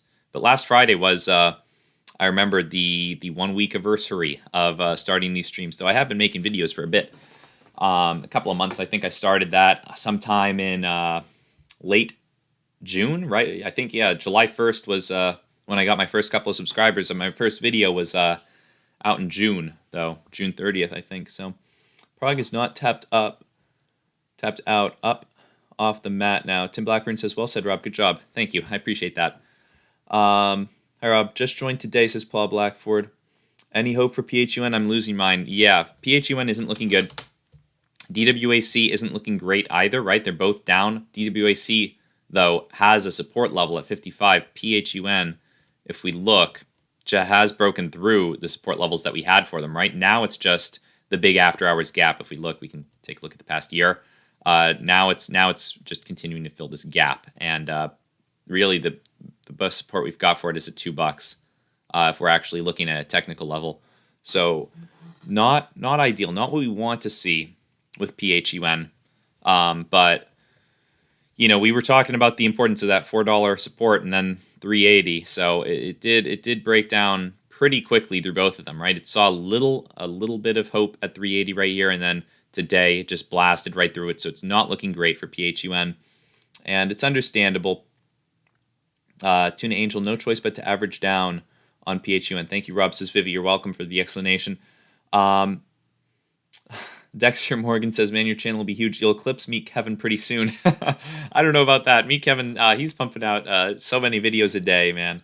But yeah, I have modeled my channel slightly after Meet Kevin, right? I'd rather pump out a couple of videos than do more of a Graham Stephan kind of thing with all kinds of cuts that seem, I mean, I can't even imagine how Graham Stephan or Andre Cheek record their videos where they're just, they're in different rooms of their house for every scene, it seems. So I would not want to be doing that. That seems like a lot of technical editing and just time not really spent with the markets, time just spent being a videographer. So not a huge fan of the idea of doing that. But yeah, I have modeled after Meet Kevin a little bit, just having a cam and just discussing with you guys what's going on. So it looks like we are finally seeing a little bit of a bounce with DWAC off of the $55 support. And funny thing about Meet Kevin, actually, I didn't realize this, but I was listening to one of the Millennial Money podcasts that he does, and he was talking about how he shorted DWAC, and it was actually a pretty good call, right? At $100, he shorted it. So he is making money in the short term. Hopefully he will close that soon, though, because I think it could really hurt him in the long run if he keeps that open. It could be bad. Hopefully not. Ambition 2020 says, Power Hour for Rob's live stream. Rapid fire questions now. He didn't break a sweat today. He's getting comfortable with these live streams. Yeah, I definitely know. The first couple I remember, my throat would be very sore just from talking so much. And, I was drinking plenty of water. But I think the first couple I had to just constantly be chewing gum to help my throat out. But hi, Rob. Look, CEI is about to explode. Thanks. Check Jasmine Crypto. It's crazy up. Yeah, we were looking at Jasmine a little bit earlier today, but we will take a peek at CEI. So it might explode, you say. Looks like at 8 we bumped up a bit, but not too much. I think that would really help CEI is if Zach Morris tweeted about it again. That's what CEI wants. CEI really wants to be tweeted about by Zach Morris. That's what would be good for CEI stock, I think. I like a bit of Meet Kevin Lol. Yeah, I do too. I like Meet Kevin a lot. He uploads very long videos, though, so I don't have time to watch all of his videos. He uploads very many and very long videos. I try to keep mine short and sweet. He really fills us up with a lot of info, but oftentimes I think that you can just get the bullet points, and that might be a little bit more helpful for people in today's world where everybody is so busy. So we've got Zach Morris right here. This would be okay. So this is October 20th that he started talking about, or that he posted this thing where we briefly saw CEI, which no, it looks like there's no mention of CEI. That's what would really help CEI stock, I think, if Zach Morris were to tweet about it. And little AR-15 glockalized. Will AMC keep going up today? We'll take a look at AMC. I haven't looked at AMC yet. We're up 2.97% on the day. Looks like we're bouncing off of the old level of around $35. And this is in anticipation of earnings, so maybe there will be some good AMC news. Very cool stuff actually just happened with M1 Finance. They released a credit card, and I will pull up the details of this credit card. So I will pull this up. But the Owner's Reward card by M1. So really cool card. Now, basically, the benefit of this card is it gives you cash back for owning certain stocks. So I actually applied for this card, got approved for this card, and it is on the way to me. So very excited for that. I was on the wait list for a while, but you can earn up to 10% cash back depending on which stocks it is. And you can see a list of the stocks that are available. But 10% cash back at Adobe. So I will definitely be switching my Adobe subscription, which I use for Photoshop, over to M1. You get 10% cash back at AMC, Chewy.com, Dropbox, GameStop, Bath & Body Works, Netflix, Purple, Tesla even, which you can't use to buy Teslas, unfortunately. Just, stuff like their keys and whatnot. You can get little things for the car, but nothing super expensive at Tesla, just a couple $100 at the most, I think. Spotify, you can get 10% cash back with this credit card. 5% cash back at places like American Airlines, Domino's, Chipotle, Delta, Dollar General. So really good 5% cash back. That's pretty significant. SBEA, what do you think of SBEA? Says Brandon Dvorak. We will look at SBEA in just a second. We've been looking at it. I want to finish talking about this card, though. So 2.5% cash back on Apple, Twitch, Costco, Whole Foods, Airbnb, Amazon. So pretty good card. McDonald's, Burger King, Popeyes, if you like that kind of fast food stuff. Your phone, like Sprint and AT&T, Pizza Hut, KFC. 1.5% cash back everywhere else. So really cool card. Very excited to have it. And all you have to do is own at least, a penny or so, or maybe 10 cents in these stocks. So yeah, Brandon, we are talking about SBEA merging with Black Rifle Coffee. That is really cool. And I will get rid of this now. But yeah, SBEA, we have it. Pull it up here. SBEA in the bottom right. We have been averaging in all day. So the lowest we were able to get it, I think the lowest that I had an order set was 11.50. I didn't quite catch it at 11, but we were buying, even in pre-market, we were buying, and we've just been averaging in. But I'll pull up this about Black Rifle Coffee. For those of you who haven't heard and who are here for SBEA, which may be, a significant amount of you, basically Black Rifle Coffee Company, rapidly growing premium coffee company and lifestyle brand with a mission to better the lives of veterans, is going to be going public with Silverbox Engage Merger Corp. So really cool. That's what SBEA is. For those of you who are new to the stream, we haven't talked about it in a little bit, but I'm excited to see that they'll be doing that. And if you read this article, you can see that if SBEA were to be at $10 per share, that would give Black Rifle, BRCC, which is going to be their new ticker symbol, BRCC, whenever the merger actually goes through, $1.7 billion valuation. So fairly low. So we're still, I think, at $12, 20% more. We're just over $2 billion valuation. And DWAC is blowing up. Yeah, we are up off that $55 support, which is what we were talking about. Most of the stream, it looks like we bounced up in a significant way. Wouldn't have been a bad place, actually, to take a little swing if you were interested in swinging DWAC, Alejandro. I already have a decent amount of shares that I'm just going to be holding, so I didn't bother swinging it. But yeah, SBA is doing well.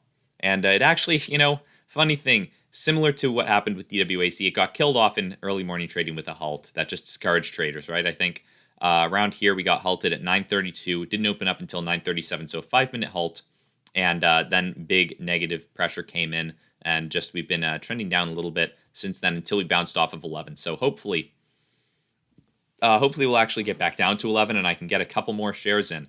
I would like to buy a little bit more of SBEA because I am bullish on the company and the mission that Black Rifle Coffee Company has. So I will be bullish on the stock as well. Oh, can you not see my screen? My bad. I'm sorry about that. I keep doing that. That's whenever I have the keys set up to it's 1, 2, and 3 that change the cameras. This is 1, this is 2, and this is 3 without me. But very, very thank you. I appreciate it when people point that out. So yeah, let me. Though I do think a lot of people just listen to this audio only, so not a huge problem when I mess up and just have my face cam on. But it is. I forget what I was pointing out on the screen. I think just showing off the bounce off of 55 that DWAC experienced. So yeah, wow, yeah, DWAC is holding in the safe zone, says FA. It is. But really good stuff with that. I'm happy that DWAC is bouncing up in a big way. So yeah, that's good stuff. And we have 184 likes. We could potentially get to 200 likes this stream. That would be very cool. It looks like we've had 1,959 playbacks. OCGN doing great. I'm in at 12.28 per share. Nice ambition. Let's see what OCGN is at. Yeah, it's at 15.90 right now. It's just been climbing up 14% on the day. That's an awesome buy then. PHUN moving. Yeah, it looks like it was likely in sympathy with DWAC, right? People saw DWAC moving up, and thus PHUN is moving up as well. So this started at 11.18, and yeah, it was at 11.18 when PHUN started moving as well right here. So once DWAC bounced off of 55, PHUN started moving up too. That's good. DWAC, PHUN, PROG always go up or down synchronously. That is interesting. PROG somewhat, though. Not quite, right? It looks like PROG is being synchronous with DWAC and PHUN, but if you actually look, it was at 11.18, which is right here, which let me make sure. Let me just get myself off the screen for a second so you guys can see PROG stock in the bottom right. It was actually right here that DWAC started pumping. So in the bottom right, you can see my mouse is hovering over the bar on PROG stock, and it actually didn't start going up with DWAC. It preluded a little bit. But PHUN and DWAC for sure are synchronous because they do trade in sympathy with each other. PROG is a bit of a different story, but it has actually, over the past couple of days, I've noticed, been following a somewhat similar pattern to them, right? It tends to be down on the days they're down and up on the days they're up. So also, guys, I'll be right back. 1 second, quick bathroom break, and I need some more water, so I'll be right back real quick. Hold on 1 sec.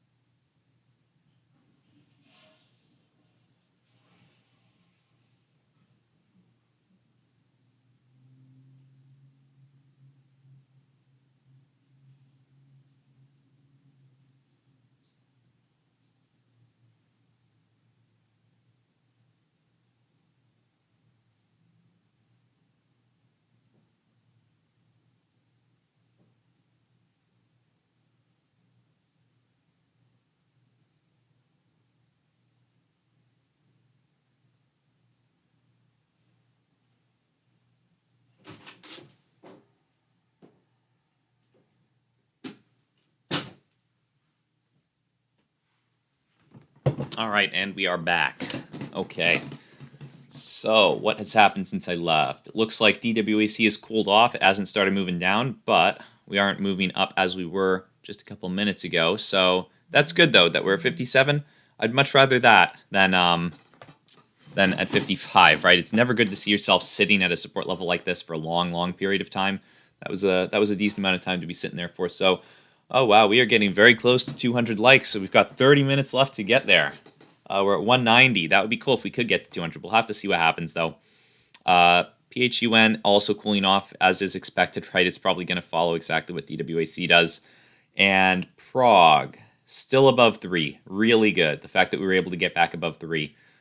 We really don't want to lose out on those call options, right, that are currently in the money right now. 38,956 open interest call options at $3. That would be devastating to lose those. So let's see what's been going on in the comments. Let's see. We've gotten a lot of comments. So OCGN hit $15 two other times last year, but has gone down after that. If it goes to 17, the sky's the limit. Time to short, maybe, says Alejandro Garcia. Yeah, so OCGN, we were looking. And if you look at the past year, we have seen it get to 15 to 16 even a couple of times. So we'll see what happens. We're getting very close to 16, but this could be the one. Eventually stocks break out. So what do you think of SBEA, says Brandon Dvorak, merging with Black Rifle Coffee? Okay, these are all old comments, actually. So, wow, DWAC holding a safe zone. Yep, we've read that. PROG is doing terrible. Yeah, terrible in the day, but the fact that we've not dropped below 3 is very nice, right? We were down for a little bit, but now we have regained some support above it, so hopefully we're not going to drop too much further. Ambition 2020, I'm not. I wish I were. Great channel, keep it up, Rob, says Tuna Angel 27. I appreciate that. Thank you very much. When does the Fed talk, says KTM for life? Let's take a look. Let's take a look at when the Fed is going to be talking, if they are talking today. Let's see when that's going to be. So, investing outcome and Zach Taylor, we are going to talk about gold and silver because that is something I'm very interested in just a second. But let's see when the Fed is talking today, if they are. First, let's see, United States, and apply that. So,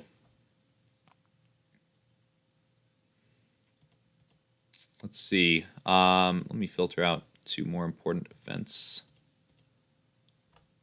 All right, so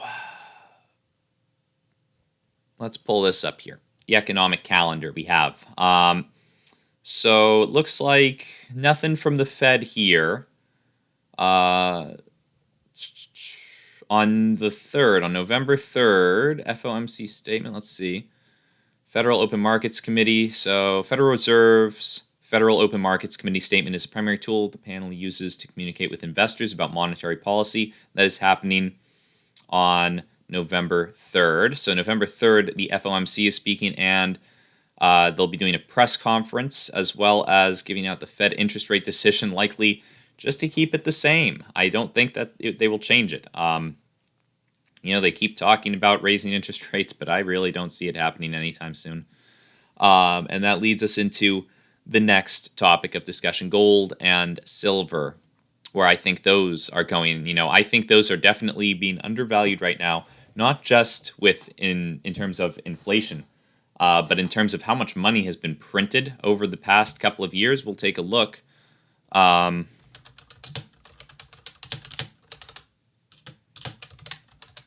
take a look right here. So let me see if I can find a good graph of it that shows this off. This is a good tweet. So here we go. Here's a graph. It says 21% of US dollars were printed in 2020 so far, and this was on November of 2020, or $4.5 trillion. This is more than the amount of money created in the previous 5 years, yet only 5% of it is new cash in circulation, all right? So if you take a look at this graph, you can see these blue lines are the money growth, the increase in the money supply, right? So I'm not sure what the axis is. So it looks like dollars and trillions. All right, but basically, you see this big blue line is implying that a ton more money was printed in 2020 than any of the other years, and that was because a lot of the stimulus package mumbo jumbo going on. But I do think gold and silver are going up pretty significantly. They seem to be potentially manipulated to the downside currently, right? With the gold and silver markets being how they are, how people can sell gold and silver that they don't actually have, and just sell the paper basically. Saying that they'll basically gold futures, right? They're selling gold futures, saying that they'll deliver gold at some point, but then it all just gets settled in cash. And if you actually go down to gold and silver shops, you'll see what the real price is, because it's about a 20% markup. You can't really get the stuff for what they say spot is. So that is unfortunate. But I believe in both investing in it, both physically and virtually. So I do own some gold and silver stocks as well, right? So companies like the ticker symbol gold, Barrick Gold. I do own some of Barrick Gold. I think that they're going to be doing well. Kinross Gold, KGC. That's another one. AG, silver miner right there, First Majestic Silver Corp. So I think they'll be doing decently over the long term, right? As people start to realize that there's going to likely be a lot more inflation coming. We've already started to see it with gas prices. Oil has been up a lot. OPEC decided not to start mining more oil. And Vivi Reddick says, when will Trump speak about DWAC? No idea, but I hope it's soon. I hope he talks about that soon. But yeah, I think that eventually people will realize that inflation is a big problem, and that we will likely start to see higher gold and silver prices. I'm pretty bullish on those. So a decent part of my long-term portfolio is in gold and silver. Mining companies, that is. I think that those will be the most bullish, right? Obviously, the metals themselves can go up, but sometimes it is the mining companies that end up performing the best if we're in a real bull market for gold and silver. So Fed Wednesday, says Steve Henderson. Yep, that's what we were just looking at. And Nacho Libre says, let's go, people. Hit that like button. Yeah, let's do it. I agree with that. Keep going, Nacho Libre. We're at 195 likes. If we could get to 200, that would be much appreciated, guys. And when will Trump speak about... No, we already read that. So yeah, DWAC seems to just be trending up. It looks like a little bit ago, we broke out above the high that we had formed off of the bounce, right, of 57, 59. But we are seeing a little resistance there. So we are getting bounced down off of it. Yeah, so we'll see what happens with it. It's good to see that there is some big volume coming in, pushing us up off of 55. It wasn't looking great. Kitchener Leslie checking in. Sorry I'm late, just slapped my girlfriend. All right. I could not figure out what that joke was. I looked it up very briefly. Could not quite figure it out. I saw something on Reddit about Kitchener Leslie's girlfriend, but I didn't look too far into it. I might look into it again. But Reddit is sometimes a mysterious place, so not the most clear cut, right? Not the easiest to navigate, in my opinion. PROG, though. PROG is sticking above 3, just kind of consolidating in 305 to 315. Hopefully it will move up. OCGN is performing pretty well, and SBEA sticking above 11. I'm hoping that we can get it down to 11. One point again. I would like to buy in at $11. Some more shares. We have an open order, just waiting to execute at $11. And we still have lunch and power hour to go. So it might drop. Norm Macdonald joke. You can't say I've heard of Norm Macdonald. Can't say I've heard of him. Might be a comedian. So I'm out of the loop with that kind of stuff. I tend to not know all that many celebrities and whatnot. I know a couple, but I'm a little bit out of the loop. All right, guys. And, it's looking like I may have to end the stream a little bit early. Patricio Cortez says, great job with the stream. Keep it up. Can you tell us what gold, silver mining companies you hold? Yeah, I'll briefly do that, and then we'll have to end the stream. Let's see if we can't bump this up 3 more likes before we do. But I own quite a few. I own gold, so Barrick Gold. I own AG, First Majestic Silver, KGC, is Kinross Gold, TZR, I think. I forget the tickers for some of these, but let me pull it up and I'll see what they are. So, NEM, Newmont, And not all of these are going to be actual gold mining companies. Some might just be involved in the production of gold. So Newmont Corporation, I own BTG, B2 Gold Corp. NAK, not all in gold, but this one also I think has something to do with uranium a little bit. I believe it does, but I think it's also in gold. So it's an interesting one, a penny stock actually. GPL, so doing decently well. And TRX, that was the one that I was looking for. TRX. And then I own a couple more in a different account, but Norm MacDonald, old school SNL, look him up. I will have to look him up. UFOs are real. Never heard of him, though. That's interesting. So we're at 199 likes, and it looks like that's where we'll have to end the stream today, unfortunately. We're ending it a little bit early, about 19 minutes early, but I'm getting some phone calls that I should probably answer, so I'll have to see you guys in the next stream. Thanks for joining me this time. Have a great day other than that, though, so we're going to end the stream a little bit early. I apologize about that. I'll try not to do it in the future, but other than that, have a great day. I'll see you guys in the next one. Later, guys.